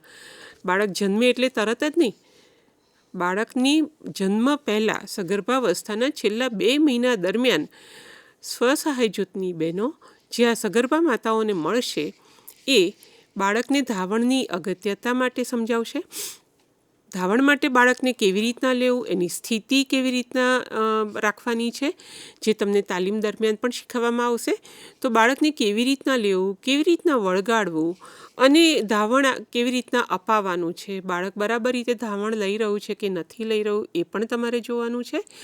અને બાળકને પૂરતા પ્રમાણમાં ધાવણ મળે છે કે નહીં એ પણ જોવાનું છે. ધાવણ આપતી જે મા છે એનું પોષણ પણ એ સમયે જળવાઈ રહે એ એટલું જ અગત્યનું છે. કારણ કે માતાનું પોષણ જો બરાબર હશે તો એનું ધાવણ પૌષ્ટિક હશે.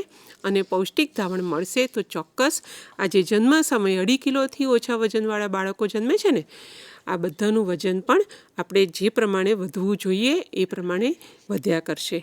તો સૌથી પ્રથમ આપણે ધાવણની વાત કરી અને એ કેવી રીતના બાળકને લેવાનું છે એના ઉપર આધાર રાખે છે. કેવી રીતના વળગાડવાનું છે એના ઉપર પણ આધાર રાખે છે. અને 6 મહિના સુધી દરેક બચ્ચાને ફક્ત ધાવણ મળવું જોઈએ. તો અને પાણી કેવા કોઈ પણ ખોરાક નહીં. હજુ ગામડાઓમાં એવી પરિસ્થિતિ જોવા મળે છે કે બાળક જન્મે એટલે એને ગળથૂથી અપાય. ગળથૂથી સ્વરૂપે જુદા જુદા પદાર્થો પણ આપવામાં આવે છે. તો આવા પદાર્થો બાળકને માટે નુકસાનકારક છે. એનાથી ચેપ ફેલાય છે અને બાળકની મરણ થવાની શક્યતાઓ અનેક ગણી વધી જાય છે. તો બહેનો તમારે આટલું ધ્યાન રાખવાનું છે કે જે બચ્ચું જન્મે એને કોઈ પણ અન્ય પદાર્થો આપવા નહીં, ફક્ત માતાનું ધાવણ આપવું. અને 6 મહિના સુધી ધાવણ સિવાય બીજું કાંઈ જ નહીં.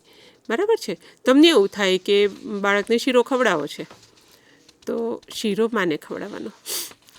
માને ખવડાવશો ને તો આપોઆપ ધાવણ સ્વરૂપે બાળકને મળી જ જવાનું છે. પણ આ ખાસ ધ્યાન રાખજો કે 6 મહિના સુધી પાણી પણ નહીં કે અન્ય કોઈ જ પદાર્થો નહીં. અને હજુ પણ આપણે બાળક જેમ જેમ ઉછળતું જાય છે, જેમ જેમ એની ઉંમર વધતી જાય છે, એમ એની પોષણની માંગ વધતી જાય છે. અને આ પોષણની માંગને પહોંચી વળવા માટે માતાનો ખોરાક ઉપર ધ્યાન રખાઈએ. અને બાળક 6 મહિનાનું થાય એટલે કે 180 દિવસ પૂરા થાય તો 181મા દિવસથી જ એનું પૂરક પોષણ શરૂ થઈ જવું જોઈએ. એટલે ધાવણ તો ચાલુ જ રહેશે, પણ એને બીજા પોષણ પદાર્થો પણ આપવાના ચાલુ કરવાના છે. 6 થી 9 મહિના સુધી બાળકને ઘટ્ટ સ્વરૂપે એટલે કે ઢીલી રાબ હોય ને એ સ્વરૂપે એને જુદા જુદા ખોરાક આપવાના. તમે દાળ આપી શકો બાફીને, જુદા જુદા ફળો આપી શકો, જુદા જુદા અનાજ આપી શકો. આ બધા પણ ખાંડ અને મીઠું બાકાત રાખીએ. ખાંડ અને મીઠા સિવાયના બધા ખોરાકો આપીએ. થોડા વધારે ખીચડી, ઢીલા દાળ ભાત જેવા પદાર્થો 6 થી 9 મહિનાની ઉંમરે શરૂ કરી શકાય. એમાં જુદા જુદા શાકભાજી પણ મેળવી શકાય અને દરેક ખોરાકમાં ઘી અને તેલ ઉમેરીને આપીએ. અને 12 મહિના પછી આપણે જે ખોરાક ખાઈએ છીએ આ બધા ખોરાકો બાળકને આપીએ તો સતત બાળકનો વજન વધારો થયા કરશે. બાળક માંદું નહીં પડે અને બાળક સ્વસ્થ અને તંદુરસ્ત રહેશે. એની સાથે સાથે પોષણની સાથે સાથે બાળકનું મરણ રોકવા માટે જુદા જુદા ચેપથી પણ એને બચાવવું જોઈએ. અને એ ચેપ ન લાગે એના માટે થઈને જે સરકારશ્રી દ્વારા દર બુધવારે તમારા વિસ્તારમાં મમતા દિવસની ઉજવણી કરવામાં આવે છે. આ મમતા દિવસે 1 વર્ષ સુધીના તમામ બાળકોને સંપૂર્ણ રસીકરણ કરાવવું બહુ જ જરૂરી છે. તમને મમતા કાર્ડમાં લખી આપેલું છે એ પ્રમાણે પણ અમારી નર્સ બહેનો, આશા બહેનો પણ સમજાવશે, મેડિકલ ઓફિસરો પણ સમજાવશે. તમારે ફક્ત આટલું કરવાનું છે કે બાળકની માને યાદ દેવડાવવાનું કે ચાલ બેન આજે તારા બાળકનું રસીકરણ કરવાનો ટાઈમ થઈ ગયો છે. તો આપણે બાળકને એવા જુદા જુદા રસીઓથી અટકાવી શકાય એવા જુદા જુદા રોગોથી પણ બચાવી લઈશું અને 1 વર્ષ સુધીમાં એનું સંપૂર્ણ રસીકરણ નિયમિતપણે પૂરું કરાવીએ. તો આટલું જો કરી લઈએ ને, એના ખોરાક ઉપર ધ્યાન આપીએ, 6 મહિના સુધી ધાવણ ઉપર ધ્યાન આપીએ અને ત્યાર પછી બહુ જ અગત્યનું જેને ક્યારેય નકારી ન શકાય એવા રસીકરણ માટે ધ્યાન આપીએ. કોઈ પણ રસીથી બાળક વંચિત ના રહેવું જોઈએ. તો આ બધું જો બરાબર રીતે નિયત સમયે કરવામાં આવે તો બાળકના મરણની કોઈ શક્યતા રહેતી નથી. એક માએ એની સગર્ભાવસ્થા દરમિયાન, હે ને બીનાબેન, સગર્ભાવસ્થા દરમિયાન 9 મહિનામાં 9000 સપના જોયા હશે કે મારું બાળક કેવું હશે, સ્ત્રી બાળક હશે, પુરુષ બાળક હશે, ગોરું દેખાતું હશે, કેવું દેખાતું હશે, હું એને આમ ભણાવીશ, આમ મોટો ડૉક્ટર બનાવીશ, વકીલ બનાવીશ. પરંતુ જો કદાચ આવા બધા કારણોને, નાના નાના કારણોને લીધે કે એવું હું ચોક્કસ કહીશ કે અટકાઈ શકાય એવા કારણોને લીધે બાળ મરણ થાય એ આપણને જરાય ના પોસાય. એક માતાનું સ્વપ્ન રોળાઈ જશે. તો આવું ન થાય એટલા માટે થઈને બહેનો, તમે જ એ વિસ્તારની બહેનોને જેની સાથે તમે રોજ જ સંપર્કમાં છો એ વિસ્તારની બહેનોને રોજે રોજ મળીને સંપરામર્શ કરીને એનું બાળક તંદુરસ્ત જન્મે અને જન્મ્યા પછી 1 વર્ષનું થાય ત્યાં સુધી સંપૂર્ણપણે તંદુરસ્ત રહે એના માટે પ્રથમ ધાવણ, 6 મહિના સુધી ફક્ત ધાવણ અને 6 મહિના બાદ પૂરક પોષણ, 6 મહિનાથી 9 મહિના સુધીના, 9 મહિનાથી 12 મહિના સુધીના એ કેવી રીતના આપવા તમને તાલીમ દરમિયાન પણ અમારા પ્રશિક્ષકો સમજાવશે. 1 વર્ષથી 5 વર્ષમાં પણ બાળમરણ તો થઈ જ શકે છે. એમાં પણ બાળકનું ધ્યાન રાખવા માટે ફરીથી આપણે પોષણ ઉપર ભાર મૂકીશું જેથી બાળક કુપોષિત ના થાય. કારણ કે અહીંયા તમને જે ઇન્ડિકેટર આપ્યા છે એમાં પહેલો ઇન્ડિકેટર છે કે ઓછા વજન સાથે જન્મેલા બાળકોનું યોગ્ય વજન પ્રાપ્ત કરવું. જેના માટે મેં હમણાં જ ચર્ચા કરી કે એના ખોરાક ઉપર આપણે ભાર મૂકીશું, એના રસીકરણ ઉપર ભાર મૂકીશું. જો બાળક વારંવાર માદું પડશે ને તો પણ એના વજનમાં ઘટાડો થશે. તો આવું ન થાય એટલા માટે થઈને પણ તમારે એના ખોરાક ઉપર ધ્યાન આપવાનું છે. બાળકોને મળતા રહેવાનું, એની મા જોડે વાતો કરવાની અને ખોરાક વિશે સમજાવતા રહેવાનું. બીમાર ના થાય એનું ધ્યાન રાખવાનું. અને કદાચ તમને કોઈ જોખમી લક્ષણ દેખાય, જોખમી લક્ષણ એટલે કે હું તમને થોડો અંદાજ આપી દઉં કે બાળક ધાવણ ના લઈ શકે, અથવા એને ખેંચ આવતી હોય, અથવા એને શ્વાસની તકલીફ થતી હોય, અથવા બાળક ઠંડુ પડી જાય, અથવા તાવ આવે, અથવા ઢીલું પડી જાય, બેભાન થઈ જાય, કોઈ બીમારી થઈ હોય તો તરત જ કોઈ પણ આપણે સ્થાનિક કક્ષાએ ઉપલબ્ધ કોઈ ઘરેલું નુસ્ખા ન અજમાઈએ. બાળક છે, બાળકને એના ડૉક્ટર સાજા કરશે અને એટલા માટે થઈને 108 એમ્બ્યુલન્સનો સંપર્ક કરીને તાત્કાલિક એને દવાખાને ખસેડવા માટેનું સંપરામર્શ તમારે કુટુંબો સાથે પણ કરવું પડશે. બરાબર છે.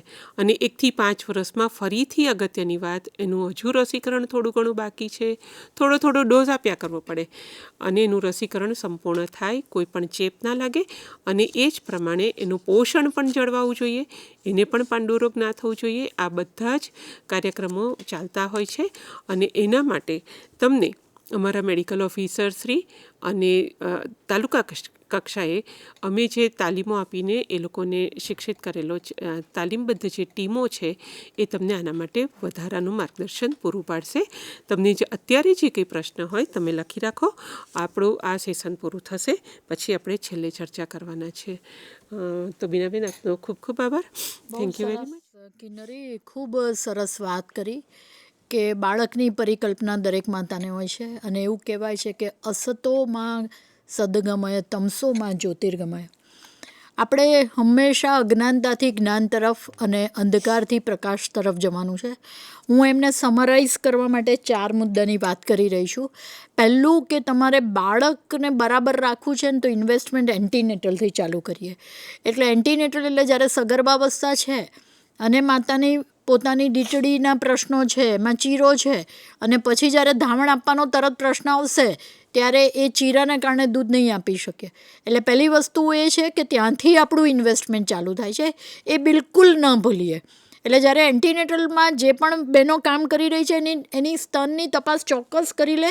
એટલે ડીટડીમાં ચીરો પડ્યો છે તો ત્યાં દિવેલે લગાડાશે ને સોફ્રામાઇસિન, કારણ કે હજી આપણે ધાવણ આપવાની પરિસ્થિતિ 9 મહિના પછી છે. એટલે આ પહેલો મારો મુદ્દો છે. બીજો મુદ્દો છે કે પહેલું ખીરું, જેને આપણે કોલોસ્ટ્રમ કહીએ છીએ, જે ગાયની બરી આપણે ખાઈએ છીએ અને કોલોસ્ટ્રમ આપણે વેસ્ટ કરી નાખીએ છીએ, તો પહેલી બરી જે આપણું પહેલું દૂધ છે જેમાં બહુ જ બધા પોષક દ્રવ્યો છે એ અવશ્ય પીવડાવીએ, ભલે એ સિઝેરિયનથી થયેલું હોય કે નોર્મલ ડિલિવરી થઈ હોય. આ મારો એક બીજો મુદ્દો છે. ત્રીજો મુદ્દો છે કે 1 કલાકની પણ રાહ નથી જોવાની, અડધો કલાકની અંદર ધાવણ ચાલુ કરવાનું છે. આ ત્રીજો મુદ્દો છે. ચોથો મુદ્દો છે ગળધૂધી બિલકુલ નથી આપવાની. ગળધૂધીમાં કોલોસ્ટ્રમ આપવાનું છે, બાકી મધ ગોળ એ બધી રૂની પૂમડું બિલકુલ એને પીવડાવવાનું નથી. માત્ર ને માત્ર સ્તનપાન કરાવવાનું છે. એટલે તમારું સેલ્ફ હેલ્પ ગ્રુપ અમને આટલી જ મદદ કરી આપે કે અડધો કલાકમાં બેને ધાવણ ચાલુ કરી દીધું, ભલે હોસ્પિટલમાં હોય, સેલ્ફ હેલ્પ ગ્રુપ જોડે ઊભું રહે કે ચલો પહેલું ધાવણ આપો. મને બરાબર યાદ છે કે એક જગ્યાએ હું CSCમાં ગયેલી, બેનને મેં કીધું કે કેમ ગળથુથી પાઈ નહીં, એટલે કે ના ના મેડમ અમારે તો કોલોસ્ટ્રમ પીવડાવવાનું હતું, અમે તો કોલોસ્ટ્રમ પીવડાવ્યું છે. ત્યારે મેં તરત કીધું આશાબેન છે? ત્યારે બેન કે હા બેન હું આશાબેન છું, આ મારા જેઠાણી છે. સમજણ પડે છે? જે નોલેજ આપ્યું છે એનો એકદમ અમલીકરણની વાત છે. તો તમે પણ સેલ્ફ હેલ્પ ગ્રુપ બાજુમાં ભરો કે ગમે તે થાય પહેલું તો એને ધાવણ જ પીવડાવી દેવાનું છે. લોકો એવું વિચારે છે કે નળ ચાલુ કરીશ ત્યારે પાણી આવશે, અહીંયા ધવડાવશો સકિંગ થશે તો જ ધાવણ આવશે. એટલે આ મુદ્દો. 2 વર્ષ સુધી ધાવણ ચાલુ રાખવાનું છે. તમે ભલે કોમ્પ્લિમેન્ટરી ફીડિંગ એટલે પૂરક આહાર ઉપર ચાલુ કર્યો, બેને વાત કરી એમ ફ્રૂટ આપી શકાય, બધું આપી શકાય, અને જે ખાંડ અને મીઠું નથી આપવાની એની વાત કરી, પણ બાકીની બધી વસ્તુમાં બ્રેસ્ટ ફીડિંગ તો ચાલુ જ રાખવાનું છે. 2 વર્ષ સુધી બ્રેસ્ટ ફીડિંગ બંધ કરવાની બિલકુલ વિચારતા પણ નહીં. એક તો બાળક ઠંડુ નથી પડી જતું, બીજું જ્યારે પણ તમે જન્મીને તરફ બાળકને ધાવણ આપો છો ને, બાળક ઠંડુ ના પડી જાય, બીજું કે બાળકને ગ્લુકોઝ તરત દૂધમાંથી મળી રહે. એટલે આ બધા ફાયદા છે. એટલે મહેરબાની કરીને એ કરો. અને મારી એક બહુ જ 2 હાથ જોડીને વિનંતી છે કે જ્યારે પણ હું કુપોષણવાળા ઘરોની મુલાકાત લઉં છું ત્યારે બાળકને બહુ જ બધા પડીકા ખવડાવે છે. પડીકાનો સદંતર બહિષ્કાર કરવાનો છે. માતાએ જાતે બનાવવાનું છે. મને યાદ છે કે મારી બંને દીકરીઓ, ભલે મારી રસોઈવાળી બાઈ કામ કરતી હશે પણ દીકરીઓને મેં મારા હાથનું જ બનાવેલું ખવડાવ્યું છે. એટલે પહેલું તમારી જાતે બનાવો, એમાં માતૃત્વ ઠલવાશે. બીજું કે નખ કાપો, હાથ ધુઓ, આ બધી વસ્તુઓ બાળ મૃત્યુ દરને અટકાવવામાં બહુ મોટો ફાયદો કરશે. એટલે આટલી ઝીણી ઝીણી બાબતો, પણ કિન્નરીનો ખૂબ ખૂબ આભાર કે એણે પણ ઘણા મુદ્દા, પણ કાંગારૂ મેથડથી એને કાંગારૂ મેથડ આપવાનું બિલકુલ ભૂલતા નહીં. મારી આશાબહેનોને, FAW બેને કાંગારૂ મેથડ આવડે જ છે. જેનું વજન ઓછું છે 1.8 2 kg, એ લોકોને કાંગારૂ મેથડ 1 કલાક મિનિમમ આપવાનું છે. અને કાંગારૂ મેથડનું ડિટેલ ડેમોન્સ્ટ્રેશન ટ્રેનિંગ દરમિયાન કરવામાં આવશે. પણ કાંગારૂ મેથડ એ બાળ મૃત્યુદર 2.5 kgને બચાવવા માટેનો એક અદ્ભુત પ્રયાસ છે, અદ્ભુત, જેનું વજન ધડાધડ વધવા માંડે છે, તમને કલ્પના ના હોય.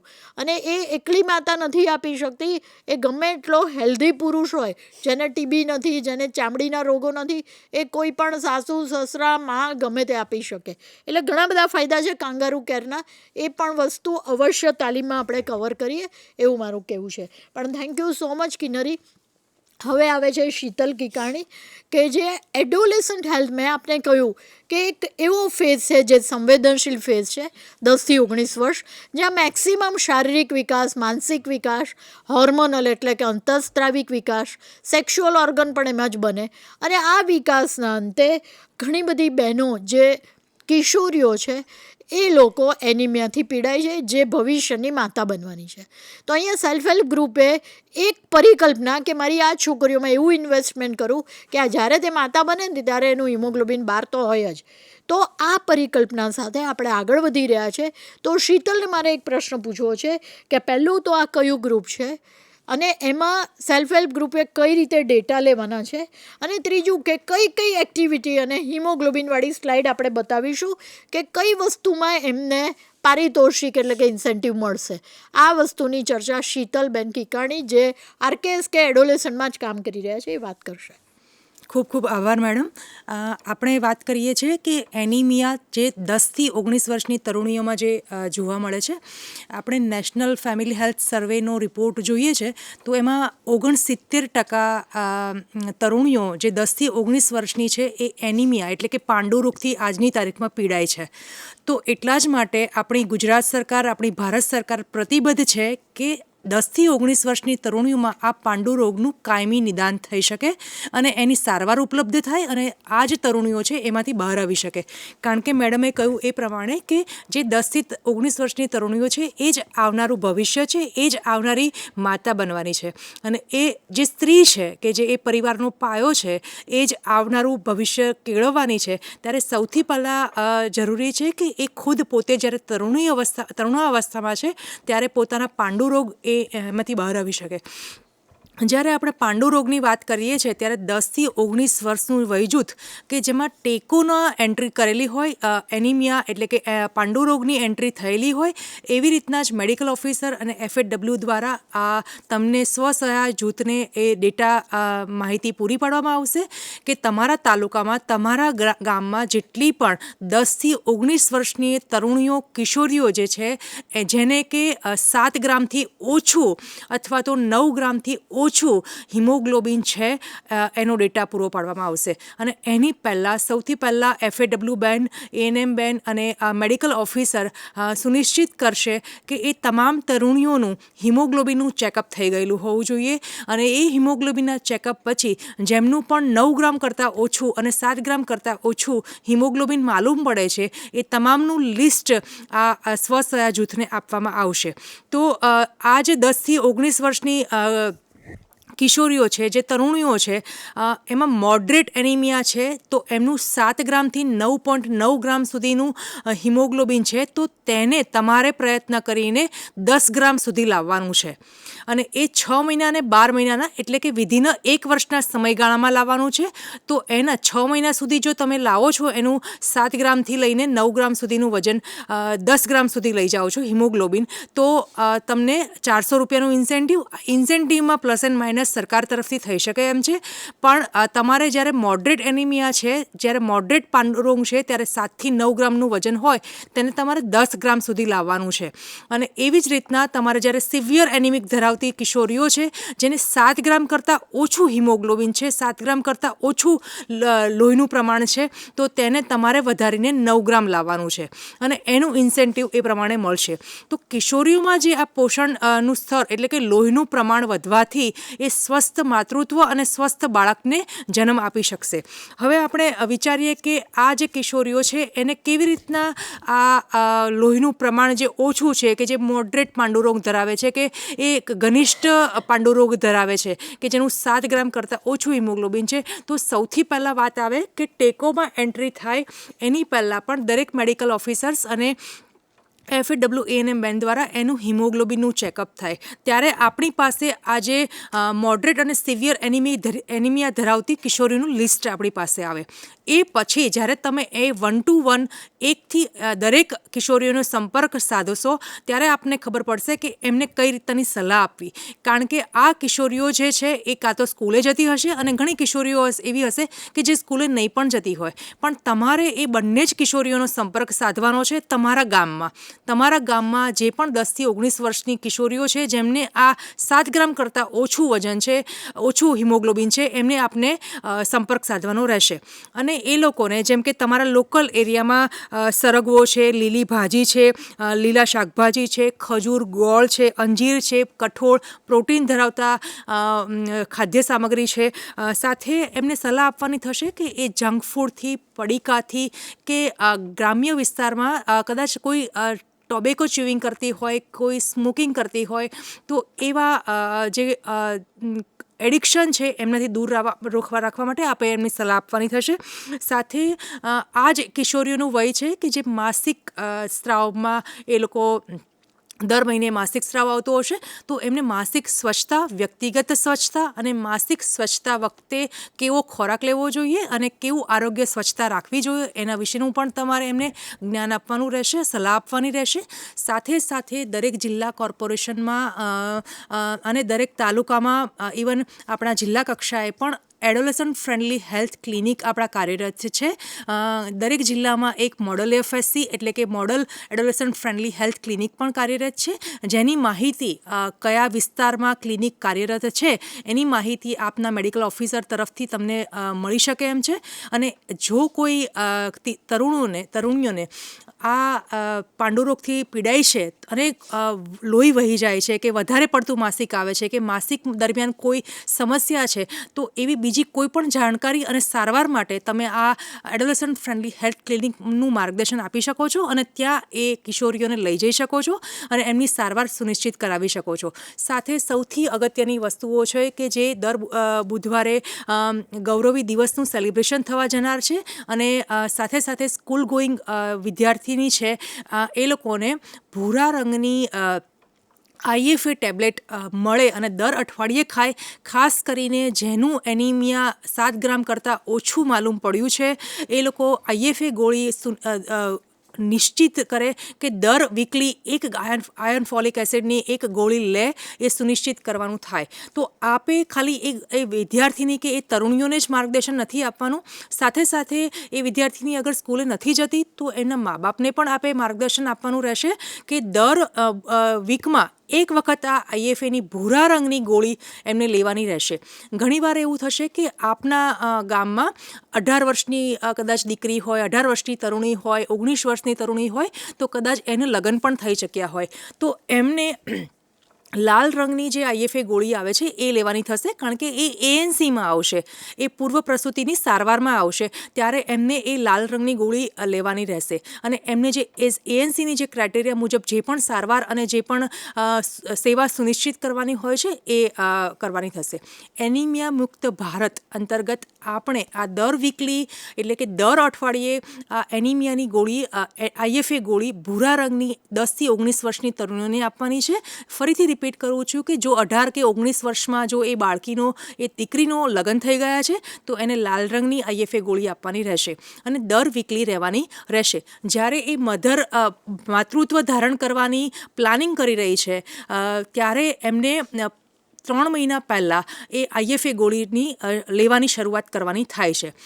વધારે હું એ ઉપર ભાર આપીશ કે આપણે આઈડેન્ટિફાઈ તો થઈ ગયું છે કે 7 ગ્રામ કરતાં ઓછું હિમોગ્લોબિન છે, 9 ગ્રામ કરતાં ઓછું હિમોગ્લોબિન છે, પણ સાથે એની તકેદારી અને આપને એ કિશોરીઓનું માર્ગદર્શન આપવાનું રહેશે કે કેવો ખોરાક ખાઈએ તો આ હિમોગ્લોબિનનું પ્રમાણ આપણા શરીરમાં ઓછું ન થાય, લોહીનું પ્રમાણ આપણા શરીરમાં ઓછું ન થાય. તો એવો કઠોળયુક્ત, પ્રોટીનયુક્ત ખોરાક ખાવો જોઈએ અને લીલા શાકભાજી ખાવા જોઈએ. વધારે આજે જે ચલણ છે તે પડીકાનું ચલણ છે. સ્કૂલે જતી છોકરીઓ વધારે પડીકા, જંક ફૂડ કે વેફર્સ કે ચિપ્સનું સેવન વધારે કરતી હોય છે, મેગીનું સેવન વધારે કરતી હોય છે. સાથે ઘણીવાર જે બહેનપણીઓની સાથે રહીને ક્યારેક સ્મોકિંગ કે એવાના લતમાં પણ ક્યારેક હોય છે, તો એ બધામાંથી બહાર આવી શકે એની માટેનું આપને માર્ગદર્શન અને આપને સલાહ આપવાની થશે. અને સાથે સાથે એના માતા પિતાનું પણ આપે કાઉન્સેલિંગને પરામર્શ કરવાનું રહેશે કે આપ એની જ્યારે છોકરી સ્કૂલે જતી હોય ત્યારે તો એને કદાચ સ્કૂલમાં સારું મિડ ડે મિલ સ્કૂલમાં એને ખોરાક મળતો હોય, પણ સાથે એ જ્યારે ઘરે આવે છે ત્યારે એને કેવો ખોરાક, આરોગ્યપ્રદ ખોરાક લેવો જોઈએ, તો એના માટે તમે એના માતા પિતાને પણ કાઉન્સેલિંગ દ્વારા સમજણ પૂરી પાડી શકો છો. તો ફરીથી એક વખત કહીશ કે સિવિયર એનિમિયા ધરાવતા 7 કે 9 ગ્રામ ધરાવતા જે પણ તરુણીઓ છે એ સિવિયર એનિમિયા ધરાવતી કિશોરીઓમાં આવશે અને એનું તમારે લોહીનું પ્રમાણ 10 ગ્રામ સુધી લઈ જવાનું છે. સાથે જ્યારે મોડરેટ એનિમિયા ધરાવતી કિશોરીઓ હશે જેનું હિમોગ્લોબિનનું પ્રમાણ 9 ગ્રામ હશે તો એનું તમારે 7 ગ્રામ કરતાં સિવિયર એનિમિયા ધરાવતી હશે 7 ગ્રામ કરતાં ઓછું હશે જેનું તમારે પ્રમાણ 9 ગ્રામ સુધી લઈ જવાનું છે. અને એ પ્રમાણે તમારે મોડરેટ એનિમિયા ધરાવતી કિશોરીઓનું જ્યારે 10 ગ્રામ સુધી લઈ જશો ત્યારે એનું પ્રોત્સાહન રકમ લાભાર્થી તમારા સ્વસહાય જૂથને 800 રૂપિયા મળશે. અને સિવિયર એનિમિયા ધરાવતી કિશોરીઓને જ્યારે હિમોગ્લોબિનનું પ્રમાણ તમે 9 ગ્રામ સુધી લઈ જશો ત્યારે એનું ઇન્સેન્ટિવ તમને 1600 રૂપિયા મળશે. તો આ રીતે આપણે ઓછું હિમોગ્લોબિન ધરાવતી કિશોરીઓને 9 ગ્રામ સુધી 10 ગ્રામ સુધી હિમોગ્લોબિન લઈ જઈને એને સ્વસ્થ માતૃત્વ અને સ્વસ્થ બાળક જન્મ આપી શકે એ માટે તૈયાર કરીએ. તો એના અનુલક્ષીને આપણે કહી શકીએ કે આપણે આવનારી ભવિષ્યમાં બનનારી માતાને તૈયાર કરી રહ્યા છીએ અને અલ્ટિમેટલી આપણે એક તંદુરસ્ત બાળકને જન્મ એ માતા દ્વારા મળે એ રીતનું સુનિશ્ચિત કરવા પ્રયત્નશીલ છીએ. બહુ સરસ વાત કરી. Thank you Sheetal. અને નાના નાના મુદ્દા ઉપર ચર્ચા કરી, પણ હું કિન્નરીને આ જે સેશન છે એને કન્ક્લુડ કરવા કહું. Thank you Binaben. શીતલબેને કહ્યું એ પ્રમાણે ફરીથી એક વખત કહું તો સ્વસ્થ માતા, સ્વસ્થ બાળક, સ્વસ્થ કુટુંબ અને સ્વસ્થ સમાજ. તો આપણે કહીએ છીએ ને કૂવામાં હોય તો અવાડામાં હોય. તો જેટલી માતા તંદુરસ્ત અને સ્વસ્થ હશે, એનું લોહી સારું હશે, તો બાળક પણ સરસ મજાનું વજનવાળું બાળક, પૂરતા વજનવાળું બાળક હશે. અને અહીંયા એમણે એનિમિયા મુક્ત ભારતની વાત કરી અને એનિમિયા મુક્ત ભારત હેઠળ આ સારવાર તેમજ વધારાની એનિમિયા અટકાવવા માટેની જે આયર્ન ફોલિક એસિડની ભૂરી ગોળી આપવામાં આવે છે એ દરેક પ્રાથમિક આરોગ્ય કેન્દ્ર અને તમારા નજીકના આરોગ્ય કેન્દ્ર ઉપર મફતમાં આપવામાં આવે છે. પણ એની સાથે યોગ્ય ખોરાક, ગોળી લીંબુના શરબત સાથે લઈએ. કદાચ કાળો જાડો થશે તો ચિંતા કરવાની જરૂર નથી. દૂધ અને દૂધની બનાવટો સાથે આ ગોળી ન લઈએ, ફક્ત લીંબુના શરબત સાથે લઈએ. ચા કોફી સાથે પણ ગોળી ના લઈએ. ચા કોફી લીધી હોય તો 2 કલાક પહેલાં અથવા 2 કલાક પછી ગોળી લઈએ. અને સાથે ફણગાવેલા કઠોળ વગેરે, લીલા શાકભાજી, ગોળ, ખજૂર જેવા પદાર્થો વધારે લઈએ તો આપણું હિમોગ્લોબિન, અને ખાસ કરીને જે દીકરીને દર મહિને માસિક સ્ત્રાવ હોય છે એ દીકરીમાં લોહી વહેતું જ હોય છે. એટલે નવું અને વધારાનું લોહી બનવું ખૂબ જ જરૂરી છે જેથી કરીને એની ખાત પૂરી શકાય. તો દરેક તરુણીઓને આપણે શોધી નાખીએ, એનું હિમોગ્લોબિન કરાવીએ, કદાચ સારવારની જરૂર હોય તો સારવાર અપાઈએ અને ગોળી નિયમિત રીતે લેવા માટે સલાહ આપીએ. તો તમારે બહેનો આટલું જ કામ કરવાનું છે. ફરી એક પુણ્ય ચીંધવાનું, એક આંગળી ચીંધીને પુણ્ય કમાવાની આ તક ક્યારેય ન ચૂકતા. આપનો ખૂબ ખૂબ આભાર. બહુ સરસ કિન્નરીએ બહુ સરસ કન્ક્લુડ કર્યું. પણ પહેલી જ વાત કહી દઉં કે જંક ફૂડ, જે પેકેટ ફૂડ ખાઈ રહ્યા છે, અને એમાં પણ એડોલેસન્ટ છોકરીઓ પણ તમાકુ ખાઈ રહી છે, જે ઓલરેડી શીતલે વાત કરેલી છે. એ મુદ્દા ઉપર આપણે વધારે કોન્સન્ટ્રેટ કરવાની જરૂર છે. આઈએફએ ગોળી જ્યારે 7 ગ્રામ કરતાં ઓછું હિમોગ્લોબિન છે તો એને આયર્ન સુક્રોઝ આપવું પડશે. તો એને હોસ્પિટલમાં જે એએફએસસીની વાત કરી ત્યાં લઈ જવા માટે જ્યારે પણ તાલીમ કરીએ આપણે ત્યારે એસએચજી ગ્રુપને લિસ્ટ આપી દઈએ કે કઈ એએફએસસી એના ગામની આજુબાજુ નજીક છે. તો આ પણ એક મુદ્દો છે કે જેમાં આયર્ન સુક્રોઝ ઇન્જેક્શન, અને જ્યારે આઈએફએ ગોળી આપવાની તો પહેલું તો અઠવાડિયે એકવાર, એ તો પ્રોફિલેક્ટિકલી 12 ગ્રામમાં HbO એ ઓછું ના થાય એટલા માટે. પણ જ્યારે આપણે એનિમિયા ઓલરેડી હશે ત્યારે આપણે દિવસમાં 2 વાર ગોળી લેવી પડશે. તો એ ડોટ્સ થેરેપી એટલે મા બાપ પોતે ગળાવે, કારણ કે એડોલેસન્ટની ઉપર ભરોસો રાખીશું તો કદાચ અડધા ટાઈમ ગુબલી મારી દેશે અને જે ઇફેક્ટ આવી હોય એ આવશે નહીં. અને એને રિલેટેડ નખ કાપવાની વાત, હાથ ધોવાની વાત, એ તો રિપીટેડલી આવે જ છે. અને બને ત્યાં સુધી મહેંદાવાળી વસ્તુ, જે પીઝા, બર્ગર, પાણીપુરી, એ બધું ઓછું કરે અને ખાય તો પણ જે રોટલી દાળ ભાત શાક ગુજરાતી ખાણું પોષણનું લાણું જે પણ આપણો ખોરાક છે એ તો લે જ, પણ સાથે સાથે તમે એને કોઈક વાર પીઝા કે એવું તમે ના પાડશો તોય ખાવાના છે, એટલે મહિનામાં એકાદ પ્રોગ્રામ રાખીએ પીઝાનો, પણ જોડે જોડે ગુજરાતી ખાણું જે આપણે ખાઈએ છીએ, માંસાહારી હોય તો મીટ કે ઈંડા જે પણ એ લોકો પ્રયોગ કરતા હોય એ કરી શકે, પણ મા બાપનું કાઉન્સિલિંગ એસએચજી ગ્રુપ અવશ્ય કરે કે તમારી દીકરીને આ પ્રશ્ન છે. બીજું કે લગ્નની ઉંમર છે એ તમે લોકો એસએચજી ગ્રુપ છે જે લગ્નની ઉંમર 18 વર્ષની લીગલ કહેવાય એ તરફ લઈ જઈએ. નાની ઉંમરે લગ્ન તો થઈ જાય પણ બાળક પણ થઈ જાય જેને આપણે ટીનેજર પ્રેગ્નન્સી કહીએ. એના માટે ફેમિલી પ્લાનિંગની પદ્ધતિ 18 વર્ષે પણ લગ્ન થયું અને તરત ને તરત પ્રેગ્નન્ટ થઈ ગઈ. હજી તો એને ખબર પણ નથી કે માતા શું હોય, એના સ્વપ્ના શું હોય, એ પહેલાં તો એ માતા બની જાય.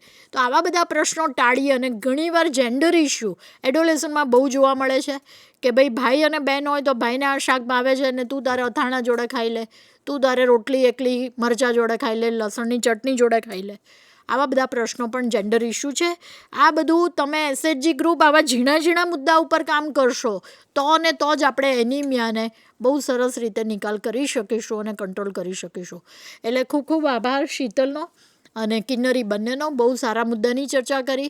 હવે લાસ્ટ બટ નોટ લીસ્ટ, છેલ્લું પણ બહુ જ અગત્યનું કે બાળક જન્મે છે જેને આપણે 6 મહિના માત્ર સ્તનપાન કરાવીએ છીએ, પણ જેવું તમે એને પોષક આહાર ઉપર મૂકો છો અને કોમ્પ્લિમેન્ટરી ફીડિંગ પર પણ એક બાજુ ધાવણ બંધ કરી દઈએ છીએ અને પોષક આહારમાં બિલકુલ ભલીવાર નથી હોતો. પાણી પચકારા જેવી દાળનું પાણી રાબ આપતા હોઈએ છીએ, બાળકને બિલકુલ એમાં ન્યુટ્રિશન મળતું નથી અને બાળક ધીમે ધીમે જે અત્યારે 6 મહિના ખૂબ તંદુરસ્ત હતું અને પછી ધીમે ધીમે ડિટોરિએટ થઈને એ સેમમાં જતું રહે છે જેને સિવિયરલી એક્યુટ માલન્યુટ્રિશન કહે છે. આપણી જોડે જોડાયેલા છે ઇમરાનભાઈ જે કન્સલ્ટન્ટ ન્યુટ્રિશન ડિપાર્ટમેન્ટમાં કામ કરે છે અને આજે આપણે જે સેમ અને મેમ વિશે વાત કરવાની છે અને જે ન્યુટ્રિશન એ આપણો અત્યારનો સળગતો પ્રશ્ન છે.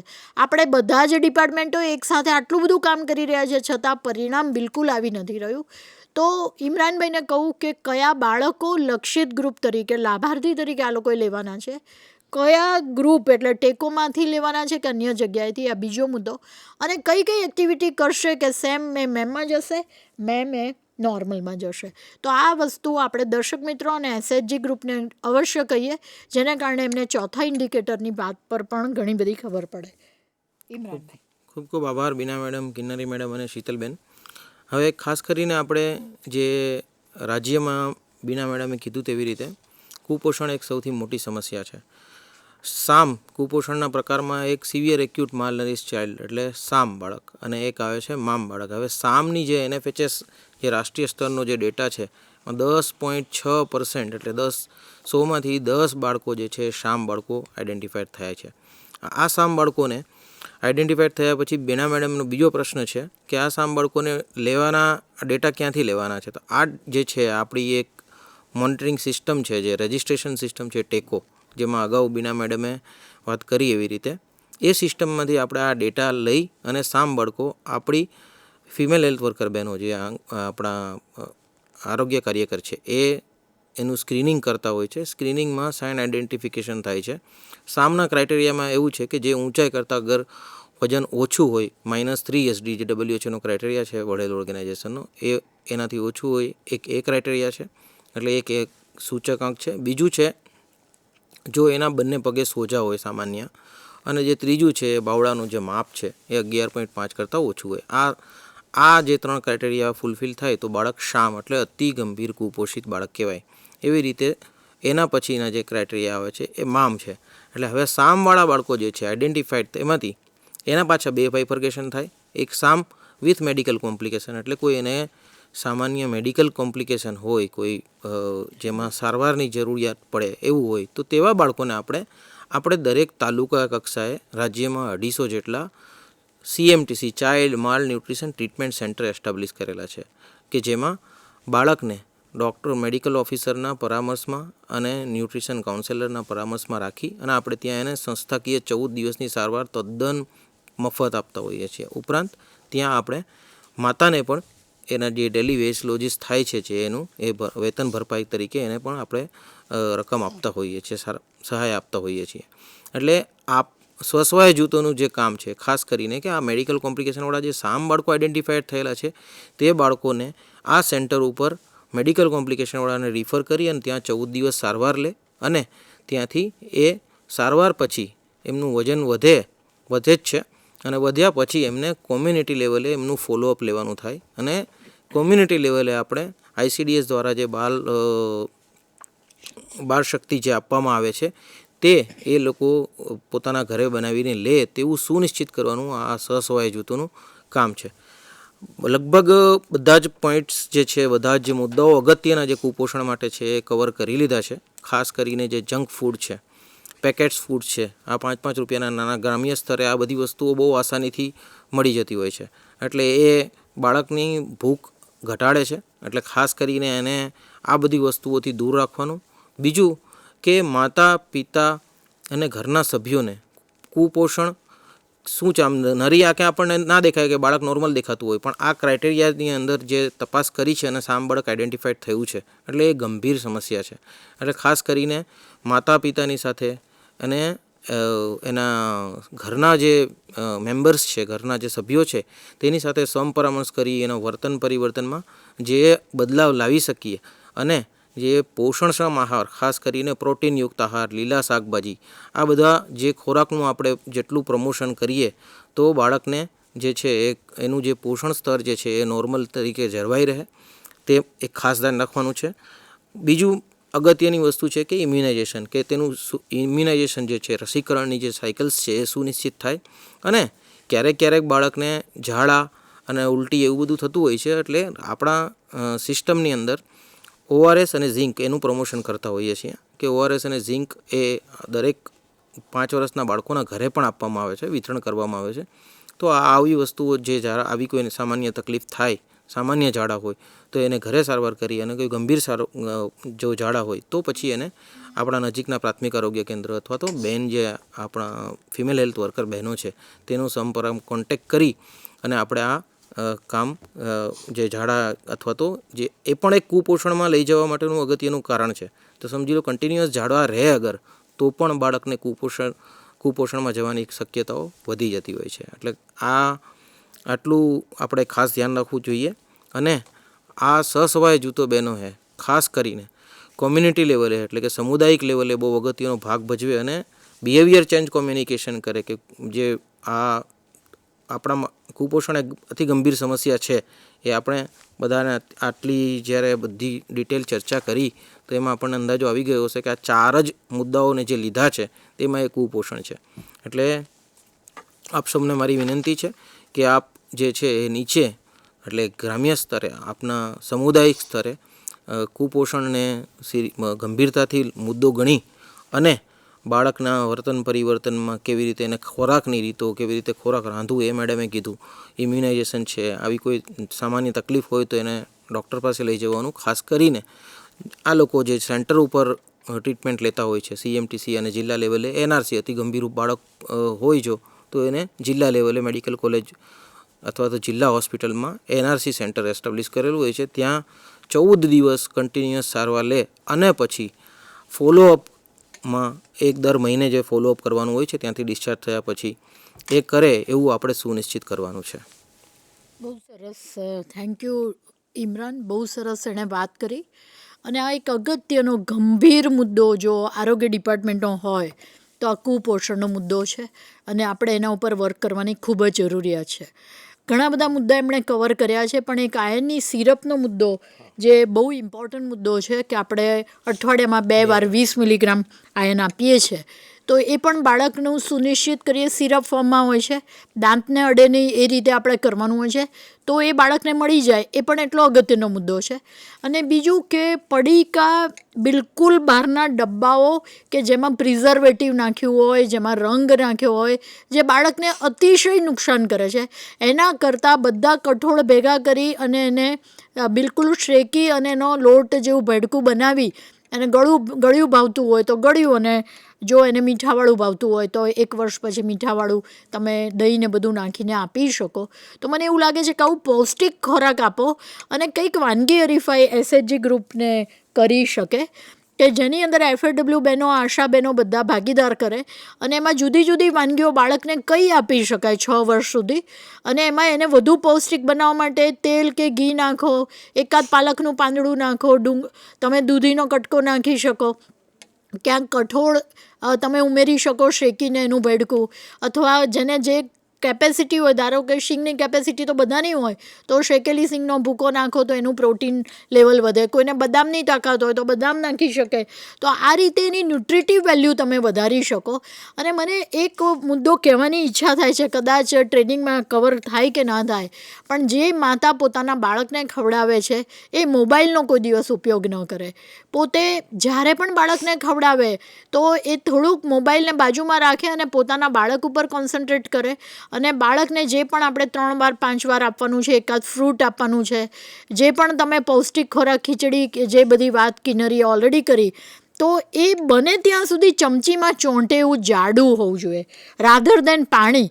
તો પાણીવાળું તો બિલકુલ ન્યુટ્રિટિવ વેલ્યુ કે પોષક દ્રવ્યો બિલકુલ નથી હોતા. તો જરૂર પડે તો ફોલિક એસિડ, ડૉક્ટરની સલાહ મુજબ વિટામિન B12, જે પણ વિટામિન ડીની જરૂરિયાત હોય એ બધું ચાલુ કરવું. અને CMTCવાળો જે કન્સેપ્ટ કીધો એમાં સ્વસહાય જૂથનો મેજર રોલ રહેશે, કારણ કે ત્યાં તો ગયા પછી બધી જલસા, એટલે જલસા મીન્સ કે બહુ સારી સુવિધાઓ છે. ત્યાં આગળ રસોઈવાળી બાઈ છે જે માતાને પણ ખાવાનું આપે છે, એટલે એક બાજુ માતા પણ સ્વસ્થ થતી જાય, એને રસોઈ ના બનાવવી પડે, એનું ખાવાનું તો અહીંયા સુનિશ્ચિત. કેટલીક ગેમ ને બધું રમાડે છે તો માતા પણ આનંદિત રહે, એટલે એનું ધાવણનો ફ્લો પણ વધે.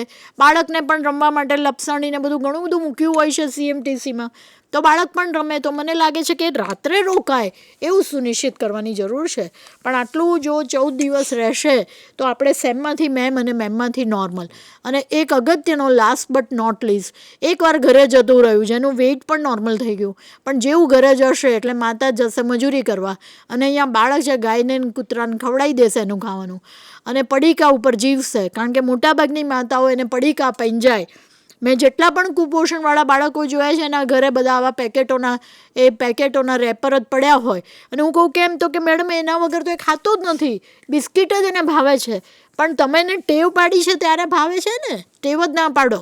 મેંદો બિલકુલ ના આપો, પૌષ્ટિક ખોરાક આપો, જાતે બનાવેલું આપો, વેરાયટી આપો. એકવાર બટાકા પૌવા બનાવે ને ખાધું, બીજે દિવસે મુઠિયા આપો, ત્રીજે દિવસે ઉપમા આપો, અલગ અલગ વેરાયટી આપો. તમને એકલો ઉપમા આપો 4 દાડો ભાવે છે, આપણને નથી ભાવતું તો બાળકને પણ ના ભાવે, એને વેરાયટી અવશ્ય આપો. અને ફ્રૂટ પણ સિઝનલ ફ્રૂટ એને બરાબર પલ્પ કરીને ગળામાં અટકી ના જાય એ રીતે આપો. પણ ધાવણ તો અવશ્ય આપો, ધાવણ તો આપવાનું છે. જો 5 વર્ષ આપી શકો તો તમારું કલ્યાણ થઈ ગયું, પણ 5 વર્ષ નહીં તો 2 વર્ષ તો અવશ્ય આપો. આવી રીતે કરવાથી બાળકમાં વૃદ્ધિ વિકાસ સારો થાય. તમે એનું 11મા ધોરણમાં એનું એવું વિચારશો કે હું ₹1,00,000 આપું એટલે મારો બાળક બોર્ડમાં 90% માર્ક આવે, પણ અહીંયા 2 વર્ષ જે ઇન્વેસ્ટમેન્ટ બ્રેસ્ટ ફીડિંગનું કરવાનું હતું, કોલોસ્ટ્રમ આપવાનું હતું, એ તો આપણે આપ્યું નહીં. અને હવે એવી પરિકલ્પના કરો છો કે ₹1,00,000માં મારો બાળક 90% પાસ થશે, બિલકુલ નહીં થાય. 2 વર્ષમાં એના બ્રેઇનનું મેક્સિમમ નેટવર્કિંગ પૂરું થઈ જાય. હવે જો તમે આ 1000 દિવસ ઉપર કોન્સન્ટ્રેટ નથી કરતા, પછી પરિકલ્પના મહેરબાની કરીને ના કરતા કે મારું બાળક હવે બહુ જ ઇન્ટેલિજન્ટ આવે, તમારે 2 વર્ષ જ એના ઉપર ધ્યાન રાખવાનું છે. એવી 4 મુદ્દા ઉપર બહુ સુંદર વાતો કરી. હવે પ્રશ્નોનો સમય આવે છે. 18-233-44-55. જે પણ લોકો આ પ્રોગ્રામ જોઈ રહ્યા છો, કોઈ પણ વ્યક્તિ ડાયલ કરી શકે છે અને અમને પ્રશ્નો, 4 ગ્રુપ હતા, 4એમાંથી મને પણ પૂછી શકો છો. આ બધા જ અહીંયા એક્સપર્ટ ગ્રુપ બેઠા છે. તમારો કોઈ પણ પ્રશ્ન SHG પૂછે એ વધારે વેલકમ છે. SHG વતી FAW પણ પૂછી શકે છે, પણ અમે આ જગ્યાએથી બોલીએ છીએ, અમારું નામ આ છે, અમારો પ્રશ્ન આ છે, અથવા અમને સેટકોમમાં મજા આવી, ઘણા બધા પ્રશ્નો રિઝોલ્વ થયા, જે પણ હોય એ આપ બોલી શકો છો, પણ પ્રશ્ન અવશ્ય પૂછો. કોઈ ના પૂછે તો એમાં PSC પણ પ્રશ્ન પૂછે, પણ પ્રશ્ન હું 5 પ્રશ્નો લેવાની છું. આપણી પાસે હજી સમય છે, 5 પ્રશ્નો અવશ્ય લઈશ. ફટાફટ 18-233-44-55 ઉપર ડાયલ કરો. ખૂબ પુણ્યકારી કામ તરફ જઈ રહ્યા છે આ 4 ઇન્ડિકેટર આરોગ્ય ડિપાર્ટમેન્ટના હાર્ટ જેવા પ્રોગ્રામો છે. જો તમે આ 4 ઇન્ડિકેટર પર કામ કર્યું તો તમારું સ્વસ્થ ગામ બનશે, સ્વસ્થ રાજ્ય બનશે, સ્વસ્થ ભારત બનશે. આપણી બધાની પરિકલ્પના છે કે ઓવરઓલ આપણું ભવિષ્ય એકદમ આરોગ્યમય બને અને બધા જ લોકો હેલ્ધી રહે, તો આપણું એ જ આપણી પરિકલ્પના છે. તો એના માટે નાના નાના મુદ્દાઓ પર કામ કરવી પડશે. એમાં એસએચજીનો બહુ મોટો ફાળો રહેશે. ફટાફટ ડાયલ કરીએ. ઘણા બધા લોકો પ્રોગ્રામ જોઈ રહ્યા છો. આઈ એમ વેરી હેપી. THOને ખૂબ ખૂબ અભિનંદન કે ઘણા બધા ફોટા શેર કર્યા છે. ઘણા બધા લોકોએ તો એમની નામની લિસ્ટ અને બધી વસ્તુઓ પણ આવી ગઈ. હું ખૂબ ખુશ થઈ કે આજે આપણે હું સરને કેટલાય દિવસથી કહેતી હતી કે સાહેબ સેટકોમ રાખી લઈએ તો આપણે ઘણા બધા મુદ્દા ઉપર કામ એક ફટાફટ પતી જશે. તો મને એવું લાગે છે કે આજે મારું જે સ્વપ્ન હતું અહીંયા પૂરું થયું. 30મી સપ્ટેમ્બરે હું રિટાયર્ડ થઉં છું, પણ મારું સ્વપ્ન હતું કે પહેલાં હું આ સેટકોમ કરીને SHGને ટ્રેન કરી દઉં. હવે બાકીની તાલીમો તમારે ત્યાં તમારા ટ્રેનર પૂરી કરશે, પણ ઘણા બધા મુદ્દા આપણે લઈ લીધા છે. મને એમ લાગે છે કે ઇમ્પોર્ટન્ટ બધા મુદ્દા લેવાઈ ગયા છે. તો ફટાફટ ડાયલ કરીએ. આટલી બધી ડાયલ કરવામાં વાર ન લાગવી જોઈએ. ડાયલ કરીએ અને અમને પ્રશ્ન પૂછીએ. ત્યાં સુધી હું એક સરસ મોટિવેશનલ સ્ટોરી કહીશ. જ્યાં સુધી તમે ડાયલ કરો છો ત્યાં સુધી ડાયલ કરવાનું ચાલુ રાખો. વચ્ચે આપણે બ્રેક પાડી દઈશું જો તમારો પ્રશ્ન આવી જશે તો ડાયલ કરીએ અને પ્રશ્ન પૂછીએ. તો અમને લોકોને સંતોષ થશે કે અમે જે 2 કલાક ઇન્વેસ્ટ કર્યા હતા એ ખરેખર ફ્રૂટફુલ છે. તમારા પ્રશ્નોનું પણ અહીંયા સમાધાન થઈ ગયું અને ખૂબ સારી રીતે રહેશે. તો શ્રી કૃષ્ણ ભગવાન અને અર્જુનની હું વાર્તા કહી રહી છું કે એકવાર શ્રી કૃષ્ણ ભગવાન અને અર્જુન જઈ રહ્યા હતા નગરમાં, અને એક માણસ જે પંડિત હતો એ ભિક્ષા માગવા માટે જઈ રહ્યો હતો. અને પંડિત ભિક્ષા માગતો હોય છે એટલે અર્જુનને બહુ દયા આવે છે કે આ બ્રાહ્મણ જીવ કે જે ભિક્ષા માંગી રહ્યો છે એના કરતાં હું એને કંઈક આપી દઉં તો કાલ ઉઠીને એને ભિક્ષામાં ન જવું પડે. એટલે એ શ્રી કૃષ્ણ ભગવાનને પૂછે છે કે હે કૃષ્ણ, હે વાસુદેવ, હું આ મારી પાસે સોનાના સિક્કાની પોટલી પડી છું એ પંડિતજીને આપી દઉં તો કાલ ઉઠીને પંડિતને આ ભિક્ષા ન માગવી પડે. બિચારો બ્રાહ્મણ જીવ છે, ક્યાં ભટકે. શ્રી કૃષ્ણ ભગવાન જવાબ તો નથી આપતા, ખાલી મરકે છે. એટલે એને એમ થાય છે કે ભગવાને આ પાડી દીધી એટલે એ સોનાની પોટલી આપી દે છે. જેવી સોનાની પોટલી આપી દે છે એટલે પંડિત તો ખુશ થાય છે કે હવે મારે કદાચ આ જન્મ આવી બધી મજૂરી નહીં કરવી પડે, ભિક્ષા માંગવા નહીં જવું પડે. ચલો હવે ઘરે જઈશ, મારી વાઈફને સાડી લઈ આપીશ, બંગલો કરીશ, ફલાણું ઢીકણું, આવું બધું જે યુઝવલી માનવ સહજ સ્વભાવ છે કે પૈસા આવે એટલે શું કરવું. હવે આ વિચાર કરતાં કરતાં આગળ જઈ રહ્યો છે અને અચાનક ચોર આવીને એની પોટલી ચોરી જાય છે અને બધું જ લૂંટાઈ જાય છે અને રડવા માંડે છે કે ભગવાને તો મને હેલ્પ કરી, અર્જુને તો મને હેલ્પ કરી, પણ મારા નસીબમાં જ નહોતું. એટલે બીજે દિવસે ફરી પાછો ભિક્ષા આપવા માંગવા નીકળી પડે છે. એટલે અર્જુન ફરી પાછું કહે છે કે કાલે તો મેં એને ભિક્ષામાં આટલી બધી સોનાની સિક્કા આપ્યા હતા, તો હે પ્રભુ આવું કેમ થયું? એટલે વાસુદેવ ખાલી હસે છે તો કે કંઈ નહીં, મારી પાસે એક સરસ મોતી છે જે બહુ જ કિંમતી છે, બહુ લાખો રૂપિયાની કિંમતનો, તો એવું કરું કે હું આ મોતી એને ગિફ્ટમાં આપી દઉં. ભગવાન કંઈ બોલતા નથી, ખાલી હસે છે. પેલો એને મોતી આપે છે. પંડિતજી ખુશ થઈ જાય છે કે જો ભાઈ લાખો રૂપિયાનો મોતી છે, સાચવજે, હવે કંઈ વાંધો નહીં, હું સાચવીશ. ઘરે જઈને જૂની માટલી હોય છે એમાં મૂકી દે છે. અને પંડિત તો આ બાજુ ઊંઘી જાય છે, આ બાજુ એની વાઈફ છે તળાવમાં પાણી ભરવા જાય છે. માટલી એની નવી તૂટી જાય છે. વિચારે છે કે હવે શું કરું, હવે નવી માટલી તો લેવા જવાય નહીં, ઘરમાં એક જૂની માટલી પડી છે.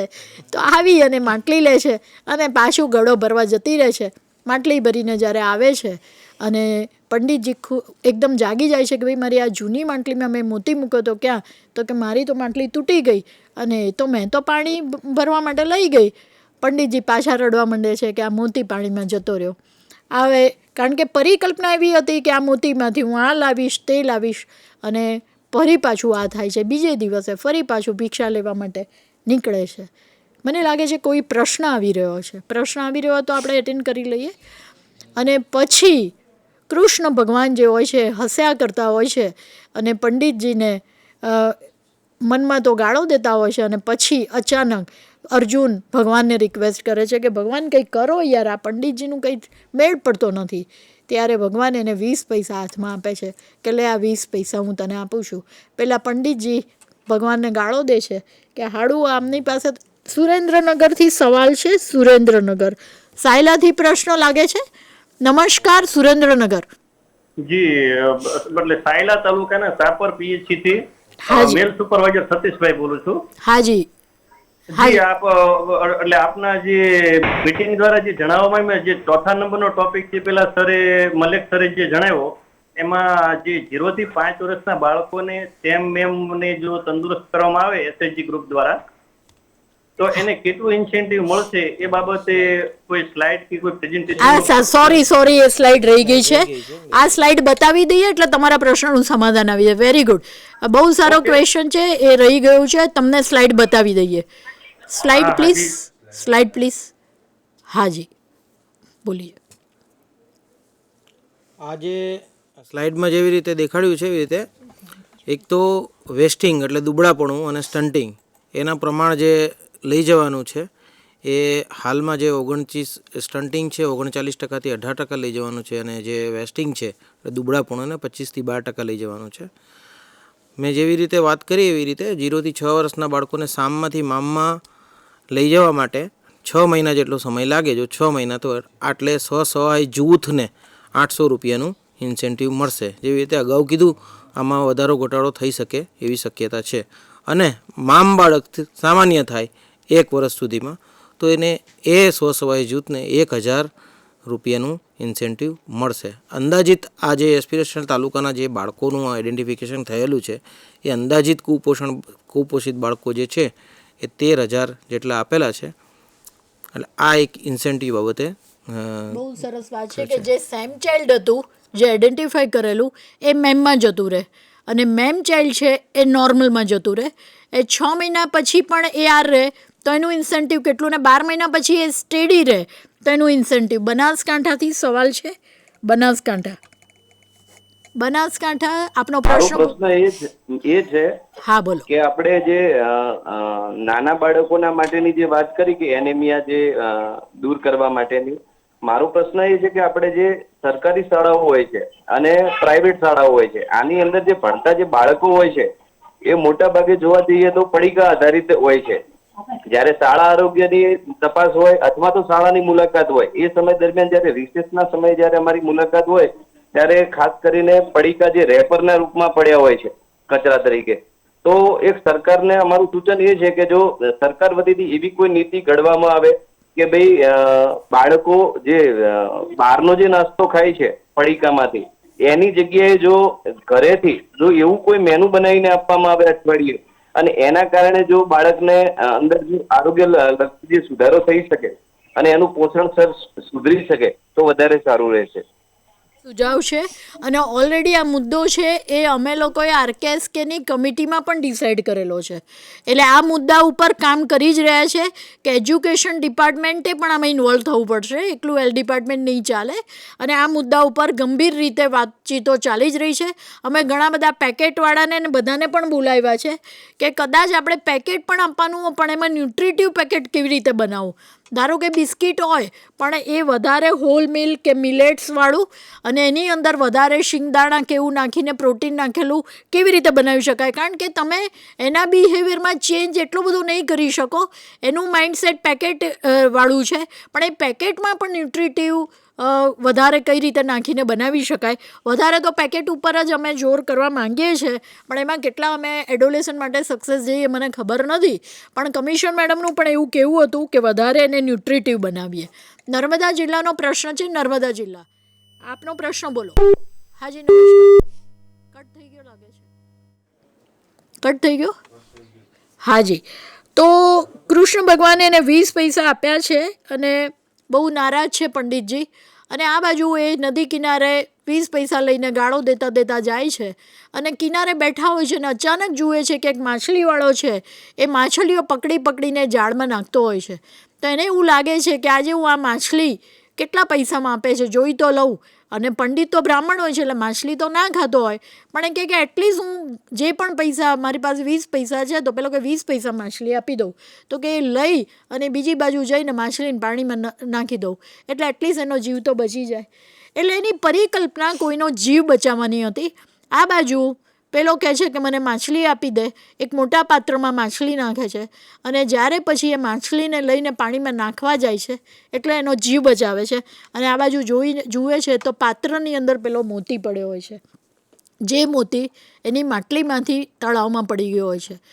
હવે આ મોતી લઈને એટલો બધો ખુશ થઈ જાય છે કે જે મોતી મારી વાઈફે ગુમાવ્યો તો એ જ મોતી આ પાત્રમાં છે, એટલે મળી ગયો કરીને ચીસ પાડે છે. તો પેલા ચોર આ બાજુ જતા હોય છે, એને એમ લાગે છે કે આ ચોર મળી ગયા એવું કહે છે. એટલે તરત જ કહે છે કે લો આ સોનાની પોટલી સિક્કાઓની. કારણ કે તમે મને પોલીસ જોડે પ્લીઝ ના લઈ જતા પંડિતજી. એટલે જે વ્યક્તિ કોઈનું સારું કરવાનું ઈચ્છે છે ત્યારે કુદરત એને સામે આપી દે છે. એ 20 પૈસા એ તો ખાલી બીજી વાત હતી, પણ જીવ બચાવવાની વાત. નર્મદા જિલ્લો, પ્રશ્ન પૂછો. નર્મદા જિલ્લો. નર્મદા જિલ્લો, હાજી આપનો પ્રશ્ન. નર્મદા જિલ્લો કટ થઈ જાય છે. નર્મદા જિલ્લાના પ્રશ્નો કટ થઈ જાય છે. બીજા કોઈ પણ જિલ્લાવાળા, ઘણા બધા જિલ્લાઓ છે, એસ્પિરેશનલ તાલુકા છે. તમે 10 જિલ્લામાંથી કોઈ પણ વ્યક્તિ પ્રશ્ન પૂછી શકે છે. THO પણ પ્રશ્ન પૂછી શકે છે, MOPSC કે બીજા કોઈ પણ. સેલ્ફ હેલ્પ ગ્રુપ પૂછે તો અમને વધારે આનંદ થશે. સેલ્ફ હેલ્પ ગ્રુપમાંથી કોઈ જોડે વાત કરાવો પ્લીઝ. સેલ્ફ હેલ્પ ગ્રુપ, મને લાગે છે કે બહુ સુંદર વાતો આપણે કરી. આટલું બધું આ પ્લેટફોર્મ પર પ્રેક્ટિકલી 100% લોકો, જે લોકો સિલેક્ટેડ SHG છે, એના બધા મેમ્બર્સ આ પ્રોગ્રામ અને એના ફોટા હું મારા ગ્રુપમાં જોઈ રહ્યું છું. તો મને એમ લાગે છે કે સોનામાં સુગંધ પડી. સુરેન્દ્રનગરનો સવાલ છે. સુરેન્દ્રનગર, યસ સુરેન્દ્રનગર, હાજી સુરેન્દ્રનગર. હા, પ્રશ્ન પૂછો. જિલ્લાના સાયલા તાલુકાના સાપર પ્રાથમિક આરોગ્ય કેન્દ્રમાંથી મેલ સુપરવાઇઝર સતીશભાઈ સોલંકી બોલું છું. હા, બોલો પહેલા. જી મેડમ, આપણે સેમ અને મેમ બાળકોને જે ટ્રીટમેન્ટ સેન્ટર એનું જે CMTC અને જે જિલ્લા લેવલે એનું સેન્ટર જે હોય છે, બરાબર છે, તો ત્યાં એના માતાઓ પોતાના બાળકને લઈ અને ટ્રીટમેન્ટ માટે જતા હોય છે. હાજી. NRC સેન્ટરમાં અને CMTC માં. તો ત્યાં 14 દિવસ માટેની જે ટ્રીટમેન્ટ આપવાની હોય છે, તો શક્ય હોય ત્યાં સુધી ત્યાં રોકાવા માટે માતાને કોઈ નાઇટ હોલ્ડ કરવા માટેની જો વ્યવસ્થા કરવામાં આવે તો શું છે કે એ બાળક રોજે રોજ અપડાઉનમાં કોઈ દિવસ કદાચ ન પણ આવી શકે. અને ઘણી વાર એના માતાને પણ પેલું થઈ જાય કે આજે નથી જવું, આજે રજા હશે. તો રાત્રિ રોકાણ માટેની જો ત્યાં ચોક્કસ અને સારી વ્યવસ્થા કરવામાં આવે તો એ બાળકને ઝડપથી સેમમાંથી મેમમાં અને મેમમાંથી નોર્મલમાં લાવવાના જે પ્રયાસો છે એમાં આપણે સારી એવી સિદ્ધિ પ્રાપ્ત કરી શકીએ. એવી મારી રજૂઆત છે. સાંભળો મારી વાત. CMTCમાં 14 દિવસ રહેવું અને નાઇટ હોલ્ડ કરવો એ ફરજિયાત છે. ફરજિયાત છે. આપણે નથી કરતા એ તો આપણો બધા ઓપ્શન છે. બાકી માતાને તો ત્યાં રાખવાની જ છે. એટલે માતાને અપડાઉન બિલકુલ નથી કરવાનું. માતાને રસોઈ પણ ત્યાં પેલી રાંધવાવાળી બાઈ છે મળી જાય. માતાને સૂવાની પણ વ્યવસ્થા છે. માતાને તમામ, અને પર ડે એને ડેલી વેજ તરીકે કંઈક 100 રૂપીસ કે એવું મળે છે. એટલે બધું જ છે. એટલે એ પ્રશ્ન જ નથી. ખાલી હવે સેલ્ફ હેલ્પ ગ્રુપ દ્વારા એ સુનિશ્ચિત કરવાનું છે કે બહેન 14 દિવસ રહે. 100 રૂપિયા તો મળી જશે, જમવાનું મળી જશે, રહેવાનું મળી જશે. હવે કોઈ પ્રશ્ન હોય તો બોલો. નાવા ધોવાની પણ વ્યવસ્થા છે, બાથરૂમ ને બધું જ છે.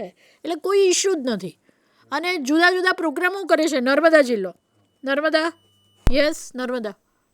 Good evening madam. Good evening. આજનો પ્રોગ્રામ અમને ખૂબ સારો લાગ્યો.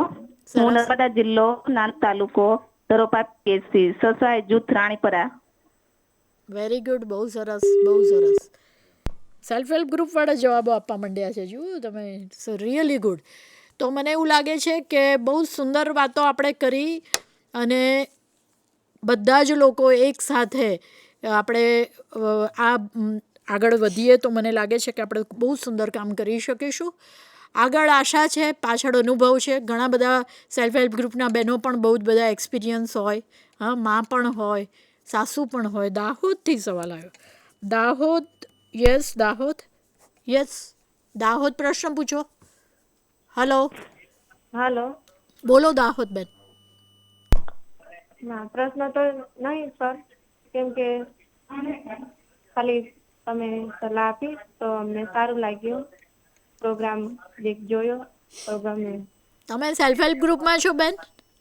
હા, SHG ગ્રુપમાં. કયું છે, શું નામ છે તમારા સેલ્ફ હેલ્પ ગ્રુપનું?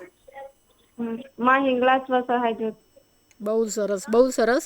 સેલ્ફ હેલ્પ ગ્રુપવાળા જ્યારે સવાલ પૂછે ત્યારે અતિશય આનંદ થાય અને ઘણા બધા લોકો જોડાયા છે. બહુ સરસ બેન, થેન્ક યુ સો મચ. હા, સારી રીતે કામ કરજો. એટલે મને એવું લાગે છે કે આગળ આશા છે, પાછળ અનુભવ છે, આજુબાજુ સત્ય છે જે દેખાઈ રહ્યું છે કે લોકો પડીકા ખાય છે, લોકો તમાકુ ખાય છે. અને જો અંદર ઝાંખીએ તો સારું કામ કર્યાનો એક જોરદાર અહેસાસ છે કે ના, અમે જીવનમાં આપણી જિંદગી સફળ થઈ ગઈ કારણ કે આપણે બેસ્ટ કામ કર્યું છે. પૈસા તો મળવાના છે. જે વસ્તુ આપણે કરીએ છીએ ઉપરવાળો બીજા બધા ગવર્મેન્ટ આપે કે બીનાબેન આપે કે XYZ આપે કે ના આપે, પણ ઉપરવાળો તો કોથળો ભરીને આપી જ દે છે. ક્યાંથી આવે છે એ જોવાનું તમારે મળી જ જાય. એટલે પહેલી વસ્તુ એ કે બધા લોકો આજે પ્રતિજ્ઞા લઈએ, જે પણ સેલ્ફ હેલ્પ ગ્રુપ જોડાયા છે, કે હમ હોંગે કામયાબ. આપણે બધા જ કામયાબ થવાના જ છીએ જો આપણો ઇન્ટેન્શન સારો છે. એકલું પૈસા ઉપર કોન્સન્ટ્રેટ ના કરો, આપણો પ્રયત્ન અને જ્યાં આગળ સંકલ્પ છે ત્યાં સિદ્ધિ છે. સંકલ્પ કરો તો સિદ્ધિ ચોક્કસ મળશે. એટલે ચાલો આપણે બધા સાથે મળીને સંકલ્પ કરીએ અને આ ચારેય ઇન્ડિકેટર ઉપર એટલું બધું જોરદાર કામ કરીએ કે ભવિષ્યમાં પણ સેલ્ફ હેલ્પ ગ્રુપને નંબર 1 મળે, આશાબેનોને પણ નંબર 1 મળે. તો થેન્ક યુ વેરી મચ બધાને, શીતલને, ઇમરાનને અને ડૉક્ટર કિન્નરીને ખૂબ ખૂબ આભાર માનું છું, બધા જ રિસોર્સ પર્સનનો, જે લોકોએ ખૂબ સુંદર બધી વાતો કરી. ચાર ઇન્ડિકેટર ઉપર આપણે ખૂબ સુંદર વાતો કરી અને ચારે ઇન્ડિકેટર ઉપર આપણે આગળ વધારે સારી રીતે કામ કરી શકીએ એ માટેની શુભેચ્છાઓ. Thank you very much. તમારી તાલીમો પછી થશે, પણ આજે મેજર પાર્ટ અમે લોકોએ પૂરો કર્યો છે. બધાને ખૂબ ખૂબ આભાર. જય જય ગરવી ગુજરાત.